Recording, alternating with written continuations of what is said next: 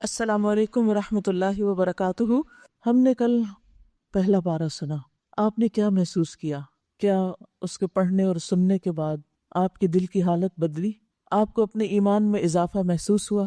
الحمدللہ، اگر ایسی کیفیت تھی تو اس پر اللہ کا شکر ادا کرنا چاہیے، اور اگر دل کی حالت نہیں بدلی تو پھر ہمارا دل بیمار ہے۔ ہمیں اللہ سے قلب سلیم مانگنے کی ضرورت ہے کہ اللہ تو ہمیں سلامت دل عطا کر، صحت مند دل عطا کر، ایسا دل جو تیرے ذکر سے کانپ اٹھے اور تیری طرف متوجہ ہو جائے اور جو ایمان سے بھر جائے، کیونکہ جب ایمان زیادہ ہوتا ہے تو پھر عمل میں تبدیلی آتی ہے۔ یقیمون الصلاۃ، ایسے لوگ پھر نماز قائم کرتے ہیں۔ ومما رزقناہم ینفقون، اور اس میں سے جو ہم نے انہیں رزق عطا کیا ہے وہ خرچ کرتے ہیں۔ اولئک ھم المؤمنون حقا، یہی لوگ سچے مومن ہیں۔ مؤمنون حقا، حقیقی مومن۔ لہم درجات، ان کے درجات ہیں، یعنی اگر آپ کی یہ کیفیات ہیں تو پھر آپ کے لیے خوشخبری ہے کہ درجات میں اضافہ ہو رہا ہے۔ جتنا جتنا ایمان میں اضافہ ہو رہا ہے اتنا ہی انشاءاللہ درجات میں اضافہ ہوگا، اور پھر ومغفرۃ، اور بخشش حاصل ہوگی، ورزق کریم، اور باعزت رزق۔ کتنے اچھے وعدے ہیں اللہ سبحانہ و تعالیٰ کے۔ اللہ سبحانہ و تعالیٰ ہمیں اس قابل کر دے کہ ہمارے دل اس کی آیات کو اپنے اندر جذب کر لیں اور ہمارے ایمان میں اضافہ ہو جائے اور ہمارے اعمال اس کی مرضی کے مطابق ہو جائیں۔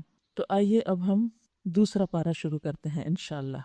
سَيَقُولُ السُّفَهَاءُ مِنَ النَّاسِ مَا وَلَّاهُمْ عَنْ قِبْلَتِهِمُ الَّتِي كَانُوا عَلَيْهَا قُلْ لِلَّهِ الْمَشْرِقُ وَالْمَغْرِبُ يَهْدِي مَن يَشَاءُ إِلَى صِرَاطٍ مُّسْتَقِيمٍ وَكَذَلِكَ جَعَلْنَاكُمْ أُمَّةً وَسَطًا لِتَكُونُوا شُهَدَاءَ عَلَى النَّاسِ وَيَكُونَ الرَّسُولُ عَلَيْكُمْ شَهِيدًا وَمَا جَعَلْنَا الْقِبْلَةَ الَّتِي كُنْتَ عَلَيْهَا إِلَّا لِنَعْلَمَ من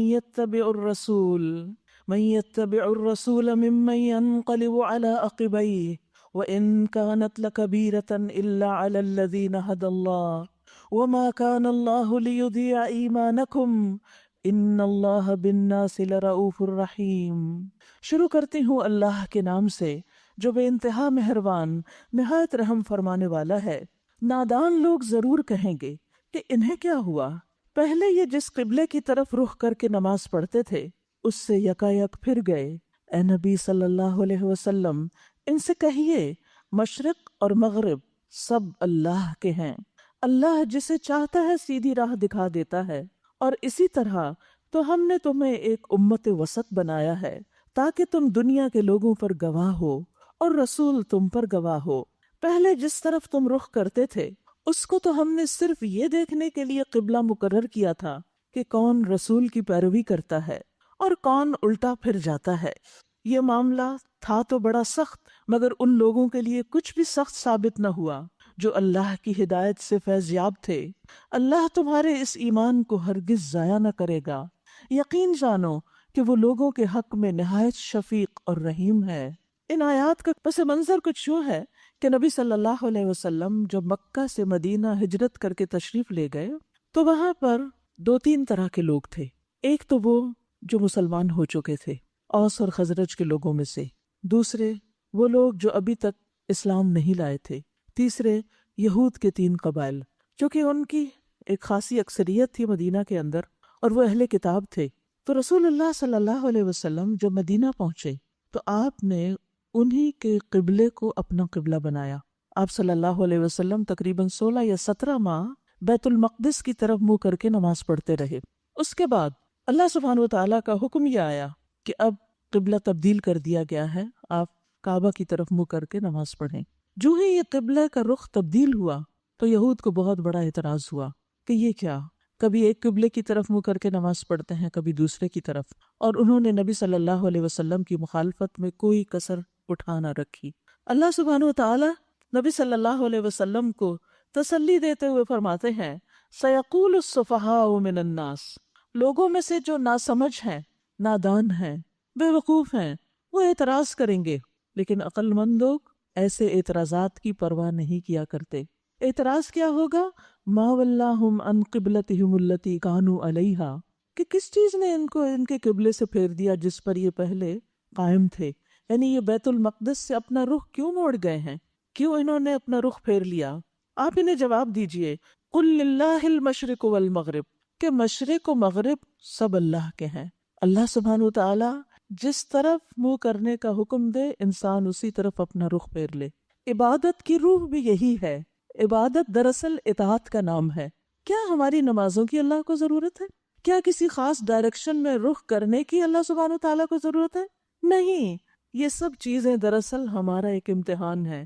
ہمیں جانچا اور دیکھا جا رہا ہے کہ ہم اللہ سبحانہ و تعالیٰ کی بات کو کتنی اہمیت دیتے ہیں، کیونکہ انسان کسی بھی ماحول کے اندر ہوتا ہے، اس کا خاص ایک کلچر ہوتا ہے، اس کی کچھ تقالید اور کچھ روایتیں ہوتی ہیں، کچھ وہاں کے نارمز ہوتے ہیں، کچھ لوگوں کی پسند و ناپسند ہوتی ہے۔ لیکن جب انسان دین کی طرف رخ کرتا ہے، اللہ سبحانہ و تعالیٰ کی بات کو اہمیت دینے لگتا ہے، تو پھر کیا ہوتا ہے؟ آپ سب نے بھی اپنی زندگی میں دیکھا ہوگا کہ جو ہی آپ نے لوگوں کا طریقہ چھوڑ کر اللہ سبحانہ و تعالیٰ کی اطاعت اور بندگی کا طریقہ اختیار کیا تو پھر کیا ہوا؟ بہت مخالفتیں ہوئیں کہ انہوں نے اپنے ماں باپ کا طریقہ چھوڑ دیا ہے، انہوں نے اپنے قوم اور کلچر کا طریقہ چھوڑ دیا ہے، انہوں نے اپنی زندگی بدل دی ہے، پہلے یہ کچھ تھے اب یہ کچھ اور کرنے لگے ہیں۔ اس طرح کی بہت سی مخالفتیں ہوتی ہیں۔ تو ہم سب کے لیے اس میں بہت بڑا سبق ہے کہ جب ہم لوگوں کی پسند چھوڑ کر اللہ سبحانہ و تعالیٰ کی پسند اختیار کرتے ہیں اور پھر لوگوں کو اعتراض ہو اور لوگ ہم سے ناراض ہوں، تو ایسے میں انسان کو پرواہ نہیں کرنی چاہیے، ان باتوں اور ان مخالفتوں کو اپنے دل پر نہیں لینا چاہیے، کیونکہ عقل مند وہ ہے جو اللہ سبحانہ و تعالیٰ کی بات کے مطابق اپنی زندگی کا رخ پھیر لیتا ہے، اللہ سبحانہ و تعالیٰ کی بات کو سب سے زیادہ اہمیت دیتا ہے۔ اور پھر یہاں یہ بھی پتہ چلتا ہے کہ جو لوگ اللہ سبحانہ و تعالیٰ کی شریعت پر اعتراض کرتے ہیں، اللہ تعالیٰ کے احکامات کو ناپسند کرتے ہیں، وہ عقل مندی کا ثبوت نہیں دیتے، وہ ناسمجھی کا ثبوت دیتے ہیں۔ لہٰذا مومن جو واقعی عقل سے کام لے اور یہ سمجھ جائے کہ میرا فائدہ، میری بھلائی، میری آخرت کی کامیابی کا انحصار اس پر ہے کہ میں اس زندگی میں ہر حال میں اپنے رب کو راضی کر دوں اور میں اس کے لیے کسی اور کی پرواہ نہ کروں، نہ یہ دیکھوں کہ میرا دل کیا چاہتا ہے، میرے نفس کی خواہش کیا ہے، لوگ کیا چاہتے ہیں۔ نہیں، مجھے کیا دیکھنا ہے؟ میرا رب کیا چاہتا ہے، اس کا حکم کیا ہے، اور مجھے اسی کی طرف رخ کرنا ہے۔ کیوں؟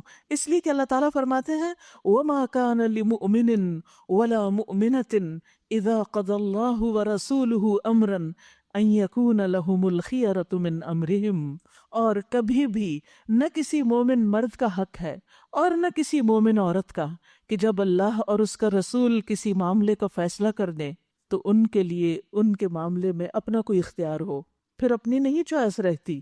اللہ سبحانہ وتعالیٰ نے ہمیں حکم دیا یا ایھا الناس اعبدوا ربکم، اے لوگو اپنے رب کی عبادت کرو۔ اور عبادت کا مطلب کیا ہے؟ رب کا بندہ بن کے رہو، رب کو رب مانو، رب کو اپنا خالق، مالک، رازق اور سب کچھ تسلیم کرو، اس کو بڑا سمجھو، اپنی عقل، لوگوں کی پسند، اپنی خواہشات، ان چیزوں کو پیچھے کر کے اللہ کے حکم کو آگے لے آؤ۔ یہی عبادت کی روح ہے۔ اور زندگی میں جب بھی کوئی بھی بات ہمیں پتہ چلے صحیح دلیل کے ساتھ، قرآن مجید سے، نبی صلی اللہ علیہ وسلم کی سنت سے، تو پھر ہم باقی چیزیں نیچے اور پیچھے کر دیں اور اللہ کا حکم آگے کر دیں۔ تو اللہ سبحانہ وتعالیٰ فرماتے ہیں کہ یہ ضرور مخالفت ہوگی، لیکن آپ پرواہ نہیں کریں، آپ ان سے کہیں کہ مشرق و مغرب سب اللہ کے ہیں۔ اصل چیز کسی خاص ڈائریکشن کی طرف رخ کرنا نہیں، اصل چیز تو اللہ کا حکم ماننا ہے۔ اور پھر یہدی من یشاء الی صراط مستقیم، وہ جسے چاہتا ہے سیدھے رستے کی طرف ہدایت دے دیتا ہے۔ اور ویسے بھی اس قبلے کی طرف تو آپ کو رخ کرنا ہی تھا، کعبہ کی طرف تو مڑنا ہی تھا، کیونکہ نبی صلی اللہ علیہ وسلم آخری نبی ہیں، اور پھر آپ کی امت وسط ہے، تو جس کے لیے پیشن گوئی یہی تھی کہ آخری نبی کا قبلہ کعبہ ہوگا، بیت اللہ المشرف ہوگا۔ وَكَذَلِكَ جَعَلْنَاكُمْ أُمَّةً وَسَطًا، اور اسی طرح ہم نے تمہیں ایک امت وسط بنایا ہے، لِتَكُونُوا شُهَدَاءَ عَلَى النَّاسِ، تاکہ تم دنیا کے لوگوں پر گواہ ہو اور رسول تم پر گواہ ہو۔ یعنی تمہارا کام دوسروں کو فالو کرنا نہیں، لیڈ کرنا ہے، تمہیں دوسروں کے طریقے پہ نہیں چلنا، تمہیں رب کے طریقے پہ چل کر اوروں کو بھی رب کا راستہ دکھانا ہے، کیونکہ جو کسی خاص طریقے کا فالوور ہوتا ہے وہ پھر اپنی عقل سمجھ سے کام نہیں لیتا، لیکن جب ایک انسان اللہ سبحانہ و تعالیٰ پر اعتماد کر کے اس کی راہ پہ چل پڑتا ہے تو وہ دوسروں کے لیے بھی ایک مثال بن جاتا ہے۔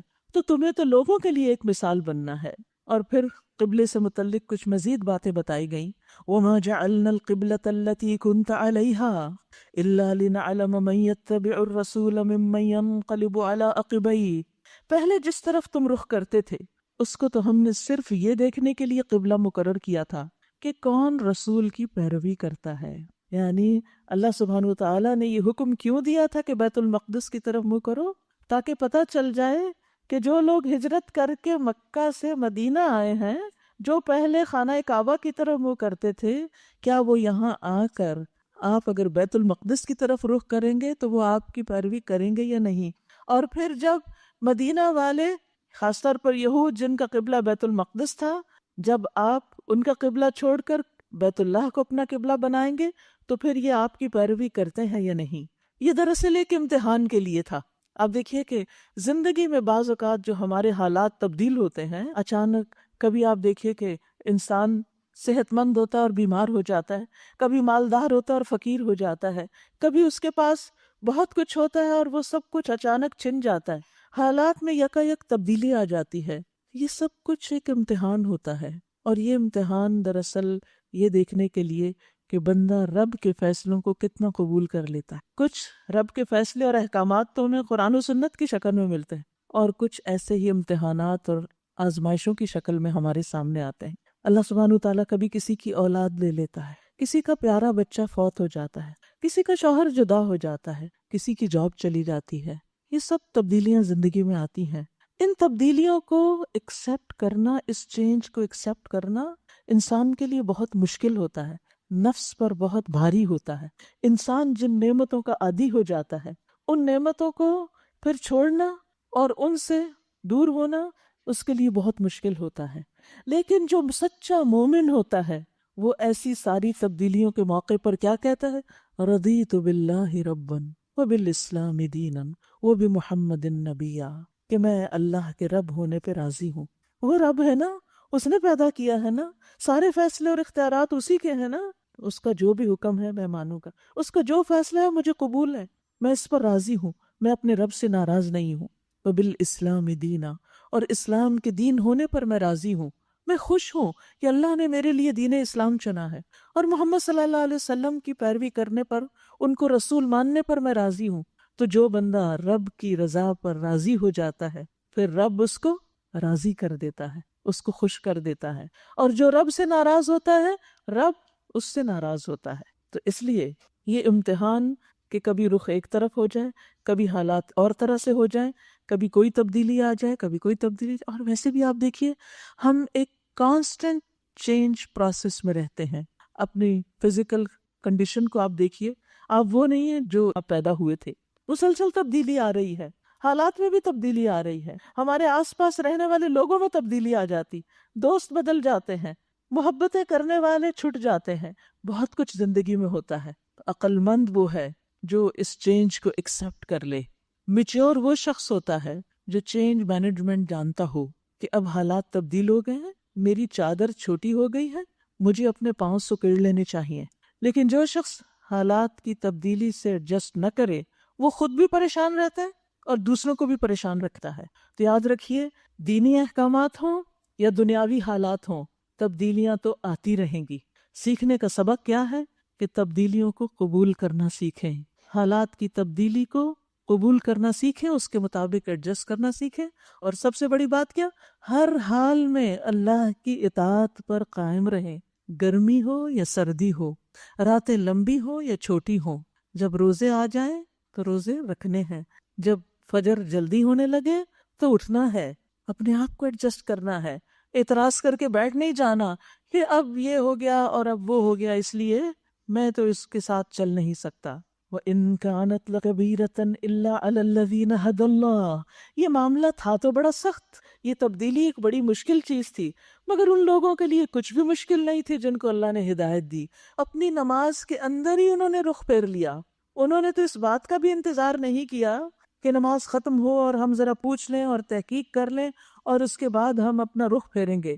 ابن سعد کی روایت میں آتا ہے کہ نبی صلی اللہ علیہ وسلم بشر بن برا بن معرور کی دعوت پر گئے ہوئے تھے۔ وہاں ظہر کا وقت آ گیا اور آپ لوگوں کو نماز پڑھانے کے لیے کھڑے ہوئے۔ 2 رکعتیں پڑھا چکے تھے کہ تیسری رکعت میں یکایک وحی کے ذریعے یہ آیت نازل ہوئی، اور اسی وقت آپ اور آپ کے پیچھے جو نماز پڑھ رہے تھے وہ سب لوگ بیت المقدس سے کعبے کی طرف پھر گئے، نماز کی حالت میں پھر گئے۔ اتنی بھی دیر نہیں لگائی۔ تو اس سے کیا پتہ چلتا ہے کہ اللہ کی اطاعت میں دیر نہیں لگانی چاہیے۔ ہمیں نہیں معلوم کہ زندگی کتنی ہے، ایسا نہ ہو کہ اللہ کی نافرمانی میں ہی دنیا سے چلے جائیں تو پھر اللہ کو کیا منہ دکھائیں گے۔ اس کے بعد مدینہ میں عام منادی کر دی گئی۔ براء ابن عازب کہتے ہیں کہ ایک جگہ منادی کی آواز اس حالت میں پہنچی کہ لوگ رکوع کی حالت میں تھے، وہ رکوع میں ہی گھوم گئے۔ سبحان اللہ! آپ دیکھیے کہ جب آپ رکوع میں ہوتے ہیں تو موو کرنا کتنا مشکل ہوتا ہے، لیکن وہ اللہ کے حکم کے تابع دار تھے۔ اللہ کا حکم آ گیا، دیر کس بات کی؟ ہمارا رویہ کیا ہوتا ہے؟ ایک دفعہ نہیں، 20 بار حکم سنتے رہتے ہیں، ہر سال سنتے رہتے ہیں، اور پھر ٹس سے مس نہیں ہوتے، اپنے عمل میں کوئی تبدیلی نہیں لاتے۔ ہم کس طرح کے مسلمان ہیں؟ ہم کیسے فرما بردار ہیں؟ مسلم کا تو معنی ہی فرما بردار ہونا ہے۔ یہ کیسی فرما برداری ہے؟ کیا واقعی ہمیں اللہ کی بات سمجھ نہیں آتی، یا پھر ہمارے دل اس کو مانتے نہیں؟ اگر دل نہیں مانتا تو یہ ایمان کیسا ہے پھر ہمارا؟ اصل چیز ہے اطاعت۔ انس بن مالک کہتے ہیں بنی سلمہ میں یہ اطلاع دوسرے روز صبح کی نماز کے وقت پہنچی، یعنی جو دور کے لوگ تھے ان کو دیر سے پہنچی۔ لوگ 1 رکعت پڑھ چکے تھے، ان کے کانوں میں آواز پڑی، خبردار رہو، قبلہ کعبے کی طرف کر دیا گیا ہے۔ یہ سنتے ہی پوری جماعت نے اپنا رخ بدل لیا۔ اکیلے بھی نہیں، پوری جماعت میں لوگ نماز پڑھ رہے تھے، اور انہوں نے اس تبدیلی کو خوشی سے قبول کیا اور رب کے حکم کے مطابق پھر گئے۔ اسی لیے اللہ تعالیٰ فرماتے ہیں وَإِن كَانَتْ لَكَبِيرَةً، حکم تو بہت بھاری تھا، بڑا تھا، إِلَّا عَلَى الَّذِينَ هَدَى اللَّهُ، مگر جن کو اللہ نے ہدایت دی ان کے لیے کچھ بھی مشکل نہ تھا۔ وَمَا كَانَ اللَّهُ لِيُضِيعَ إِيمَانَكُمْ، اور اللہ ایسا نہیں کہ تمہارے ایمان ضائع کر دے، کیونکہ لوگوں کو فکر ہوئی کہ اس سے پہلے جو لوگ دنیا سے چلے گئے، یا ہماری وہ نمازیں جو کعبہ کی طرف نہیں تھی ان کا کیا ہوگا؟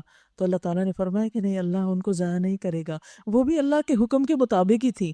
اب دیکھیے کہ یہ تو نماز پڑھنے کی بات ہے نا، لیکن بعض اوقات ایسا ہوتا ہے کہ ہم اللہ کی نافرمانی میں زندگی بسر کر رہے ہوتے ہیں، گناہ کر رہے ہوتے ہیں، پھر اللہ تعالیٰ ہمیں ہدایت دیتا ہے اور ہم ان گناہوں کو چھوڑ دیتے ہیں، سچی توبہ کر لیتے ہیں۔ آپ کو معلوم ہے کہ سچی توبہ کرنے والے کے لیے کیا خوشخبری ہے؟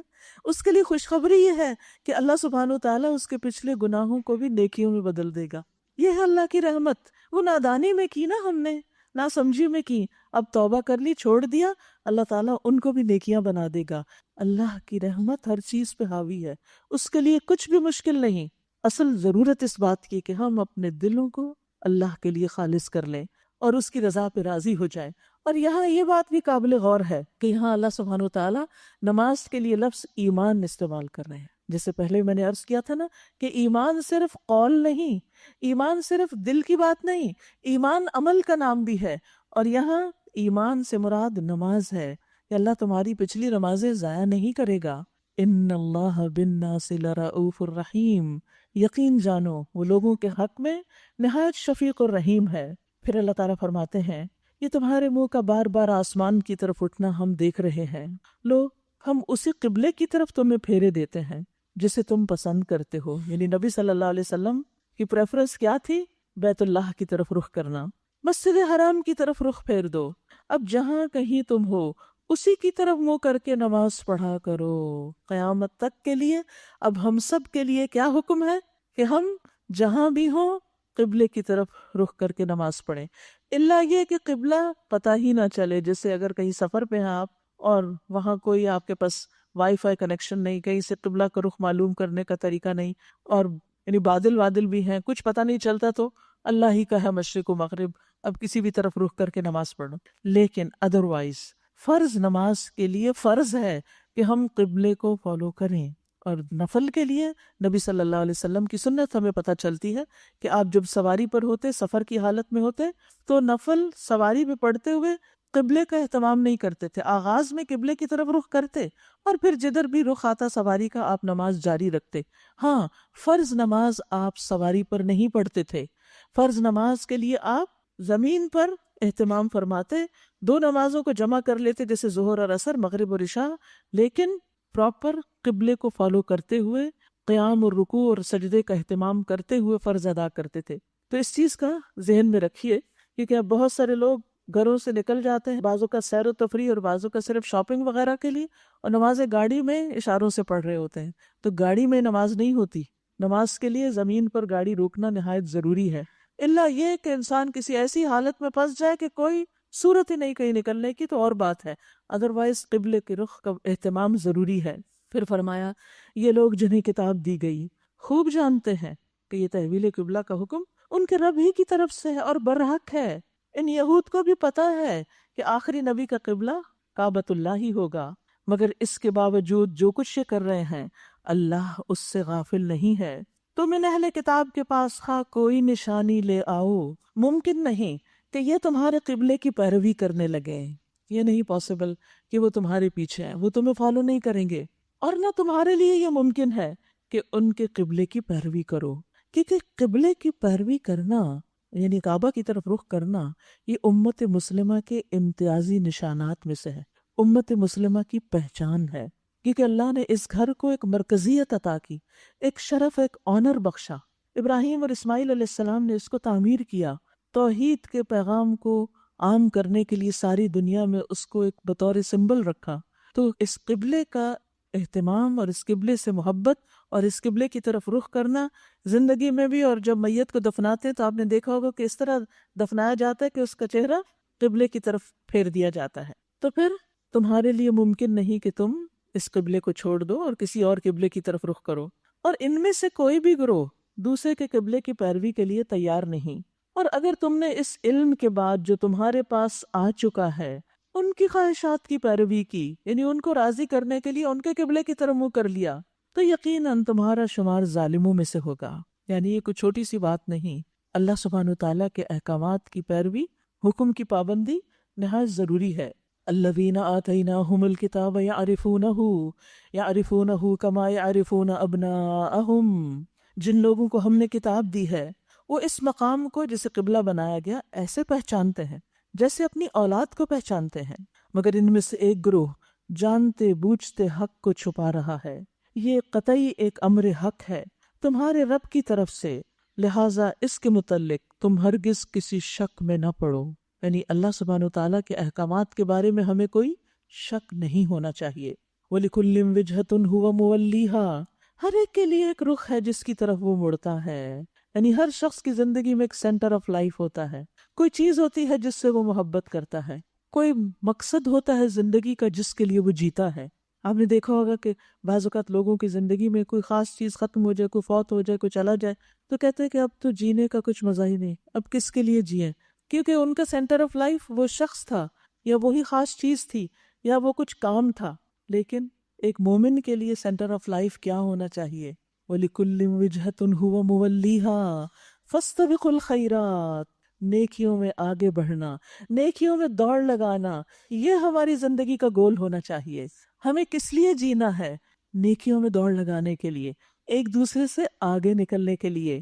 آپ دیکھیے کہ دنیا کے معاملات میں ہم بعض اوقات اوپنلی اور بعض اوقات سیکریٹلی دوسروں کو کمپیٹ کر کے ان سے آگے نکلنے کی کوشش میں ہوتے ہیں، ہر ایک کسی نہ کسی طرح دوسرے سے آگے جانے کی فکر میں ہوتا ہے، اور کچھ نہیں تو آپ سڑک پہ جا کے دیکھ لیجئے کہ گاڑیاں کس طرح دائیں بائیں سے اوورٹیکنگ کر رہی ہوتی ہیں، اور بچوں کا آپ دیکھ لیجئے گاڑی میں بیٹھ جائیں تو ابا جلدی آگے لے جائیں، آپ اس کو کاٹ دیں، ادھر سے نکلیں۔ بچوں کے اندر بھی نا ایک کمپٹیشن اور ایک آگے نکلنے کا ایک خاص شوق ہوتا ہے، اور ساری زندگی انسان کو کسی نہ کسی طرح یہ شوق لگا ہی رہتا ہے، کسی نہ کسی خاص چیز میں آگے نکلنے کا۔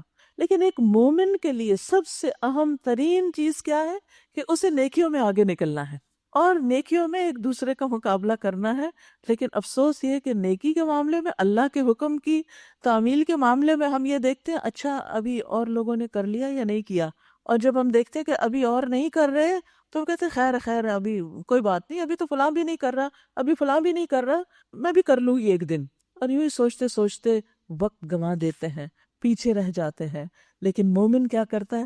فاستبقوا الخیرات، کیونکہ دنیا میں جو نیکیوں میں آگے جائے گا وہی آخرت میں بھی آگے ہوگا، وہی بلند منزلیں پائے گا. جو دنیا میں نیکی میں پہل کر لے گا وہ جنت میں بھی پہلے داخل ہو جائے گا. یہ سبقت لے جانے والے لوگوں میں سب سے اعلیٰ درجے کے لوگ ہوتے ہیں جو نیکیوں میں آگے جاتے ہیں. مثلا نماز اول وقت پڑھنا، اگر روزے چھٹ گئے ہیں تو جلد از جلد پہلی فرصت میں ان کو پورا کرنا. حج فرض ہو گیا ہے تو حج کی ادائیگی کے لیے فکر مند ہونا. زکوٰۃ کا وقت آ گیا ہے تو ایک دن بھی آگے نہ جانے دینا، مقررہ مدت سے پہلے ہی نکالنے کی فکر کرنا. یہ نہیں کہ 6 مہینے پہلے زکوٰۃ فرض ہوئی تھی اور ابھی تک ہم سوچ رہے ہیں کس کو دیں کس کو نہ دیں. ہاں وہ سوچا ہوا رکھی ہوئی ہے، دیں گے، ابھی کوئی ذرا مستحق نہیں ملا ہمیں. نہیں، آپ کو نکالنا ہے، اس کے لیے پتہ کرنا ہے. اب یہ آپ کا مال ہی نہیں رہا، یہ تو کسی اور کا ہے جو آپ کے مال میں ہے، اور اگر آپ نے نکالنے کی فکر نہ کی تو آپ کے مال کو بھی برباد کرے گا. پھر اسی طرح نہ صرف یہ کہ فرائض کی ادائیگی میں جلدی جلدی سے مراد ہیسٹی ہونا نہیں ہے، اس سے مراد جب حکم آ جائے، وقت آ جائے تو پھر کرنے کی فکر کرنا. اسی طرح سنت کے معاملے میں بھی، چھوٹی چھوٹی نیکیوں میں بھی جلدی کرنا، آگے بڑھنا، کیونکہ جو آگے بڑھیں گے وہ آگے ہی بڑھ جائیں گے. سورۃ الواقعہ میں آتا ہے والسابقون السابقون اولئک المقربون فی جنات النعیم. اور جو پہل کرنے والے ہیں وہی آگے بڑھنے والے ہیں، یہی مقرب لوگ ہیں، یعنی یہ اللہ کے قریب ترین لوگ ہیں جو نعمتوں والے باغوں میں ہوں گے. اور اس میں آپ دیکھیں حدیث میں ایک عورت کی مثال پتہ چلتی ہے، کیونکہ خواتین کو یہ ہوتا ہے نا کہ اچھا شاید یہ کسی اور کے لیے، ہم تو بہت مجبور ہیں، بہت سے کام ہم اپنی مرضی سے نہیں کر سکتے، ہماری کوئی چوائس نہیں ہوتی. نہیں، جو ہم کرنا چاہتے ہیں وہ کر بھی لیتے ہیں، لیکن نیکی کے کاموں میں آگے کتنا بڑھتے ہیں ہم میں سے ہر شخص کو اپنا جائزہ لینا چاہیے. تو یہ بڑا انٹرسٹنگ سا واقعہ ہے جو حدیث میں آتا ہے کہ ایک خاتون مدینہ میں رہتی تھی اور اس کے پاس کچھ بکریاں تھیں اور وہ چرخہ کاٹتی تھی، وہ تکلا جو ہوتا ہے دھاگا بنانے کا روئی سے، وہ تھا اس کے پاس، اپنا کام کاج کرتی تھی. تو اس نے دیکھا کہ مسلمانوں کا ایک فوجی دستہ کہیں جا رہا ہے اللہ کے راستے میں. تو اس نے کہا کہ میں بھی ان کے ساتھ چلوں گی اور جو کام خدمت میں کر سکی وہ میں کروں گی. اس نے جلد سے جلد فیصلہ کیا اور چل دی. اب ہوا یہ کہ وہاں گئی، اپنا کام کاج کیا. جب وہ جماعت واپس آئی اور وہ بھی واپس آئی تو دیکھا کہ ایک بکری بھی گم ہے اور وہ تکلا بھی گم ہے. تو کہنے لگی اللہ تو نے اپنے راستے میں نکلنے والے کی حفاظت کی ضمانت دی ہے اور میری بکری اور تکلا گم ہو گیا ہے. اب میں تجھے قسم کے ساتھ واسطہ دے کر تجھ سے اپنی بکری اور تکلا طلب کرتی ہوں، میری بکری واپس دے دے. پھر رسول اللہ صلی اللہ علیہ وسلم اس عورت کے مطالبے کی شدت بیان کرنے لگے کہ وہ کس طرح دعائیں کر رہی تھی کہ میری بکری مجھے چاہیے واپس، میرا تکلا میرا تکلا. تو رسول اللہ صلی اللہ علیہ وسلم نے فرمایا کہ پھر اللہ نے اس کی دعا سنی اور اس کی بکری کے ساتھ ایک اور بکری بھی اس کو ملی اور اس تکلے کی طرح ایک اور بھی ملا. تو اللہ سبحانہ و تعالیٰ اس سے بھی بندے کو آزماتا ہے، کیونکہ جب ہمارا اللہ کے راستے میں نکلنے سے کوئی نقصان ہو جاتا ہے نا تھوڑا بہت، تو بجائے اس کے کہ ہم اللہ ہی سے بات کریں کہ بھئی یہ کیوں ہوا ہے، ہمیں یہ چیز چاہیے واپس، ہم اللہ سے لاڈ نہیں کرتے اور ہم اعتراض کرنے بیٹھ جاتے ہیں اور لوگ بھی ہمیں سنانے بیٹھ جاتے ہیں اور نکلو اور گھر سے جاؤ، یہ تم گئی ہو نا تبھی تو یہ سب کچھ ہوا ہے. اور پھر ہم کہتے ہیں ہاں واقعی یہ صحیح کہتے ہیں، اب تو میری توبہ، آئندہ نہیں جاؤں گی. نیکی کے کام میں پیچھے رہ جاتے ہیں. نہیں، یہ مت سوچئے کہ آپ نیکی کے کام میں نکلیں گے تو آپ کی آزمائش نہیں ہوگی، امتحان ہوگا، لیکن پھر اس میں کون ثابت قدم رہتا ہے؟ جو ثابت قدم رہے گا وہی آگے بڑھ جائے گا. اور پھر اگر مشکل آ رہی ہے، کوئی پریشانی ہوئی ہے، کوئی نقصان ہوا ہے، تو وہ بھی اللہ ہی سے مطالبہ کرے کہ پورا کرے ہمارا. بندے کیا کریں گے؟ لیکن ہم پھر بندوں کے پیچھے پڑ جاتے، اس کی وجہ سے یہ ہوا، اس کی وجہ سے یہ ہوا. اللہ سے مانگیں، خوب خوب مانگیں اور وہ دے گا. تو فاستبقوا الخیرات، کسی بھی وجہ سے نیکیوں میں پیچھے نہ رہیں، نیکیاں کرتے چلے جائیں. کسی کی مخالفت، کسی کے رویے، کسی کی بات سے ہرٹ ہو کے ہمیں پیچھے نہیں ہٹنا چاہیے. ہمیشہ ہر چیز ہماری مرضی کی ہو نہیں سکتی، تو ہمارا فوکس مقصد پہ ہونا چاہیے. ہم نے وہاں پہنچنا ہے، یہ تھوڑی دیکھیں گے کہ ٹریفک ہے یا نہیں. جانا ہے نا، ایئرپورٹ جانا ہو تو جاتے ہیں نا. کیا کرتے ہیں؟ 2 گھنٹے پہلے نکلتے ہیں. جو آدھے گھنٹے کا راستہ ہے وہ 2 گھنٹے پہلے نکل کے پہنچتے ہیں، کیونکہ پہنچنا ہے، پہنچنا بہت ضروری ہے. جانے والے کیا کہتے ہیں؟ میرا جانا، پہنچنا بہت ضروری ہے، بہت ضروری ہے، اس لیے میں پیچھے نہیں رہ سکتا. تو اس لیے فاستبقوا الخیرات. اب دیکھیے کہ یہ جو کی ورڈز میں آپ کو دے رہی ہوں نا، بس اگر پورے پارے میں سے چند ایک بھی آپ اپنے لیے لکھ لیں نا، اور آئندہ کے لیے پھر آپ کو یہ ریمائنڈر دیتے رہیں گے. کہ میں نے تو رمضان میں یہ گول سیٹ کیا تھا، میں نے تو دورہ قرآن کے درمیان یہ بات سوچی تھی، میرے ذہن سے کیوں نکل گئی؟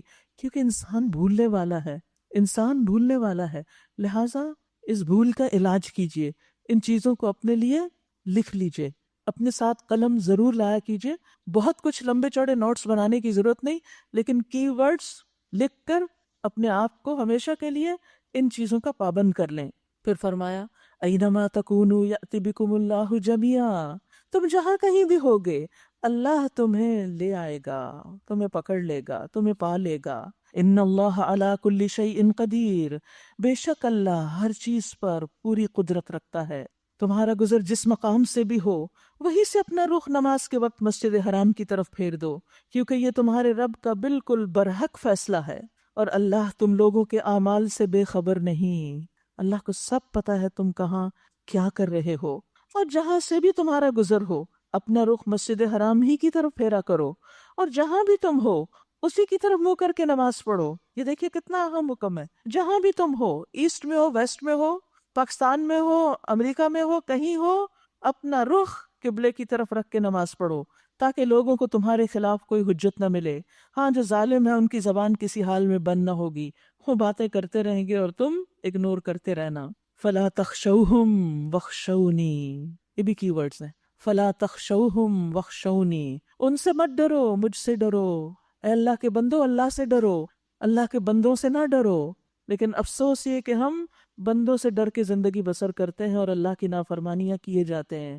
وَلِأُتِمَّ نِعْمَتِي عَلَيْكُمْ، اور اس لیے کہ میں تم پر اپنی نعمت پوری کر دوں، وَلَعَلَّكُمْ تَهْتَدُونَ، اور تاکہ تم ہدایت پا جاؤ، صراط مستقیم کی طرف چل پڑو اور اس پر قائم رہو۔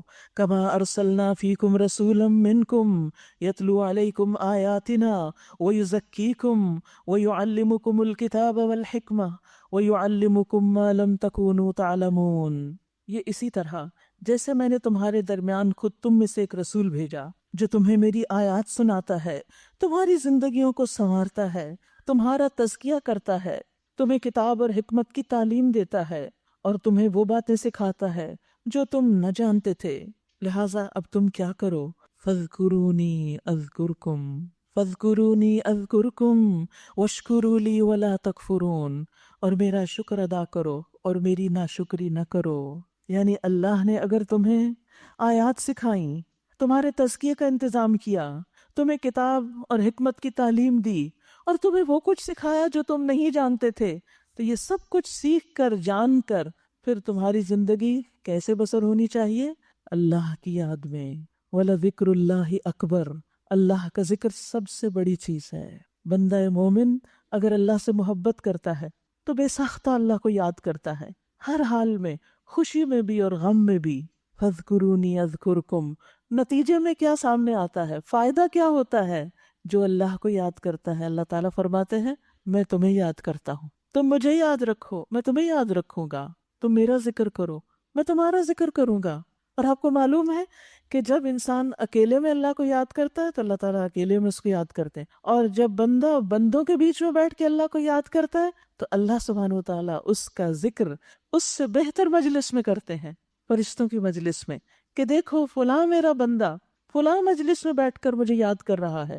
لیکن افسوس کہ ہماری عام طور پر مجلسیں اللہ کے ذکر سے خالی ہوتی ہیں۔ جب ہم لوگوں میں بیٹھے ہوتے ہیں، باتیں کر رہے ہوتے ہیں، تو کہیں بھول کے ہی کوئی بات اللہ کی آ جاتی ہے یاد، ورنہ تو پھر دنیا کے دھندے اور عام باتیں، اللہ کا ذکر کم ہی ہوتا ہے۔ یاد رکھیے کوئی مجلس ایسی نہ ہو کہ جس سے ہم اٹھیں اور اس میں ہم اللہ کو یاد نہ کریں، کیونکہ اس کا اجر اور اس کا فائدہ بہت بڑا ہے۔ ذکر انسان جب تنہائی میں کرتا ہے، اکیلے میں اللہ کو یاد کرتا ہے، تو کس طرح اللہ تعالیٰ اس کو یاد کرتے ہیں؟ اس کا جواب اس حدیث میں ہمیں ملتا ہے۔ رسول اللہ صلی اللہ علیہ وسلم فرماتے ہیں جب بندہ کہتا ہے لا الہ الا اللہ واللہ اکبر، تو اللہ عز و جل فرماتا ہے میرے بندے نے سچ کہا، میرے سوا کوئی الہ نہیں اور میں سب سے بڑا ہوں۔ اور جب بندہ کہتا ہے لا الہ الا اللہ وحدہ، تو اللہ تعالیٰ فرماتا ہے میرے بندے نے سچ کہا، مجھ اکیلے کے سوا کوئی معبود نہیں۔ جب بندہ کہتا ہے لا الہ الا اللہ لا شریک لہ، تو وہ فرماتا ہے میرے بندے نے سچ کہا، میرے سوا کوئی معبود نہیں اور میرا کوئی شریک نہیں۔ جب وہ کہتا ہے لا الہ الا اللہ لہ الملک و لہ الحمد، تو وہ فرماتا ہے میرے بندے نے سچ کہا، میرے سوا کوئی معبود نہیں، بادشاہی میری ہی لیے ہے، تعریف بھی میری ہی ہے۔ جب بندہ کہتا ہے لا الہ الا اللہ ولا حول ولا قوت الا باللہ، تو اللہ تعالیٰ فرماتا ہے میرے بندے نے سچ کہا، میرے سوا کوئی معبود نہیں، اور میری توفیق کے بغیر گناہ سے بچاؤ نہیں اور نیکی کی طاقت نہیں۔ ابو اسحاق کہتے ہیں کہ اس کے بعد میرے استاد اغر نے حدیث بیان کرتے ہوئے ایک جملہ کہا کہ جسے موت کے وقت یہ کلمات نصیب ہو گئے اسے آگ نہیں چھوئے گی، وہ آگ سے بچ گیا۔ تو آپ سوچئے جب آپ اکیلے میں چپ کر کے ذکر کر رہے تھے نا، اپنے بستر میں لیٹ کے یا کبھی کام کاج میں یا واک کرتے ہوئے، ایسے ہی اکیلے بیٹھے اور رب کو یاد کر رہے ہیں، تو رب جواب بھی دیتا ہے۔ وَإِذَا سَأَلَكَ عِبَادِي عَنِّي فَإِنِّي قَرِيبٌ أُجِيبُ دَعْوَةَ الدَّاعِ إِذَا دَعَانِ، میں جواب دیتا ہوں پکارنے والے کی پکار کا۔ تو جب ہم لا الہ الا اللہ پڑھتے ہیں رب جواب دیتا ہے، تو اس لیے ذکر میں کوتاہی یا کمی نہ کیا کریں، رب آپ کے ساتھ ہوتا ہے۔ اور اس سے بڑی بات کیا ہو سکتی ہے؟ آپ بندوں سے بات کرنا چاہتے ہیں، ان کے پاس وقت نہیں ہوتا، جواب ہی نہیں دیتے، بعض اوقات آپ میسج میں میسج کرتے ہیں، کال پہ کال کرتے ہیں، وہ اپنے کاموں میں مصروف ہیں، جواب نہیں دیتے، چھوڑیں ان کو، پکاریں اللہ کو، یاد کریں اللہ کو، ذکر کریں اللہ کا۔ اور پھر اسی طرح حضرت انس کہتے ہیں ایک بدو نبی صلی اللہ علیہ وسلم کے پاس آیا، کہنے لگا اللہ کے رسول مجھے کسی بہترین چیز کی تعلیم دے۔ ایک دیہاتی تھا، ایک عام شخص، تو نبی صلی اللہ علیہ وسلم نے اس کا ہاتھ پکڑ لیا اور فرمایا اس طرح کہا کرو سبحان اللہ والحمد للہ ولا الہ الا اللہ واللہ اکبر۔ تو بدو نے یہ اپنی انگلیوں پہ گن لیا، سبحان اللہ والحمد للہ ولا الہ الا اللہ واللہ اکبر، اور چلا گیا۔ لیکن کچھ سوچنے کے بعد پھر واپس آ گیا، تو نبی صلی اللہ علیہ وسلم اس کو دیکھ کے مسکرائے اور فرمایا خستہ حال بدو اب کچھ سوچنے لگ گیا ہے، نہیں پیار سے اس کو کہا۔ تو اس نے کہا اللہ کے رسول سبحان اللہ والحمد للہ ولا الہ الا اللہ واللہ اکبر، یہ تو ساری اللہ کی تعریف ہے، میرے لیے کیا ہے؟ تو آپ نے فرمایا اے آرابی، جب تم سبحان اللہ کہو گے تو اللہ تعالیٰ کہے گا تم نے سچ کہا، یعنی وہ تمہیں جواب دے گا۔ جب تم الحمدللہ کہو گے تو اللہ تعالیٰ فرمائے گا تم نے سچ کہا۔ جب تم لا الہ الا اللہ کہو گے تو اللہ تعالیٰ کہے گا تم نے سچ کہا۔ جب تم اللہ اکبر کہو گے تو اللہ تعالیٰ کہے گا تم نے سچ کہا۔ اور جب تم اللہم اغفر لی کہو گے تو اللہ تعالیٰ کہے گا میں نے تمہیں بخش دیا۔ اور جب تم اللہم ارحمنی کہو گے تو اللہ تعالیٰ کہے گا میں نے رحم کر دیا۔ اور جب تم اللہم ارزقنی کہو گے تو اللہ تعالیٰ کہے گا میں نے رزق دینے کا فیصلہ کر لیا۔ تو بدو نے اپنے ہاتھ پر 7 کلمات گن لیے، یہ 7 چیزیں مجھے کرنی ہیں، کچھ مشکل نہیں، یہ سب آپ کو آتی ہیں، صرف کم از کم دن میں 1 دفعہ ہی کہہ لیا کریں یا کسی خاص وقت میں اس کو پڑھ لیا کریں۔ بس ہوتا یہ ہے کہ اگر ہم مختلف کاموں کے ساتھ مختلف اذکار کو باندھ لینا تو پھر چھٹتے نہیں، لکھ کے آپ کہیں لگا سکتے ہیں سبحان اللہ والحمد للہ ولا الہ الا اللہ واللہ اکبر، اللہم اغفر لی، اللہم ارحمنی، اللہم ارزقنی، بس اللہ جواب بھی دیتا ہے اور اللہ تعالیٰ دعائیں قبول بھی کرتا ہے۔ فاذکرونی اذکرکم، اس پہ یقین رکھیے، واشکروا لی ولا تکفرون، اور میرا شکر ادا کرو اور میری ناشکری نہ کرنا۔ ذکر کے ساتھ ساتھ ہر حال میں اللہ کا شکر، کیونکہ اللہ کا ہر فیصلہ حکمت پر مبنی ہوتا ہے۔ پھر فرمایا یا ایہا الذین آمنوا استعینوا بالصبر والصلاۃ ان اللہ مع الصابرین، اے لوگو جو ایمان لائے ہو، صبر اور نماز سے مدد لو، یعنی جب تمہیں کوئی چیز تکلیف دے، کوئی ہرٹ کر دے تو ذرا صبر بھی کر لیا کرو۔ ہم میں صبر نہیں ہوتا، ہم فوراً واویلا شروع کر دیتے، رونا دھونا، شکوے شکایتیں ناراضگیاں، چیخ پکار۔ کیا اسی کا نام صبر ہے؟ کیا اس کو صبر کہتے ہیں؟ نہیں، جب دکھ پہنچے تو صبر کرو، ذرا انتظار کرو، ذرا چپ ہو جاؤ، تھوڑا وقت گزرنے دو۔ یہ جو آگ بھڑکی ہے نا تمہارے دل کے اندر، اس نے ٹھنڈا ہونا ہے، اس شعلے نے نیچے آنا ہے، اور پھر یہ تمہاری زبان سے نکلی ہوئی باتیں تمہیں کو شرمندہ کریں گی، تمہارے لیے خیر اور بھلائی کے راستے میں رکاوٹ بنے گی۔ اس لیے ذرا صبر سے کام لو، اور اگر نہیں ہو رہا صبر، اٹھو وضو کرو اور مصلی پہ کھڑے ہو جاؤ، رو اللہ کے سامنے، کرو فریادیں، مانگو دعائیں، مسئلہ حل ہو جائے گا۔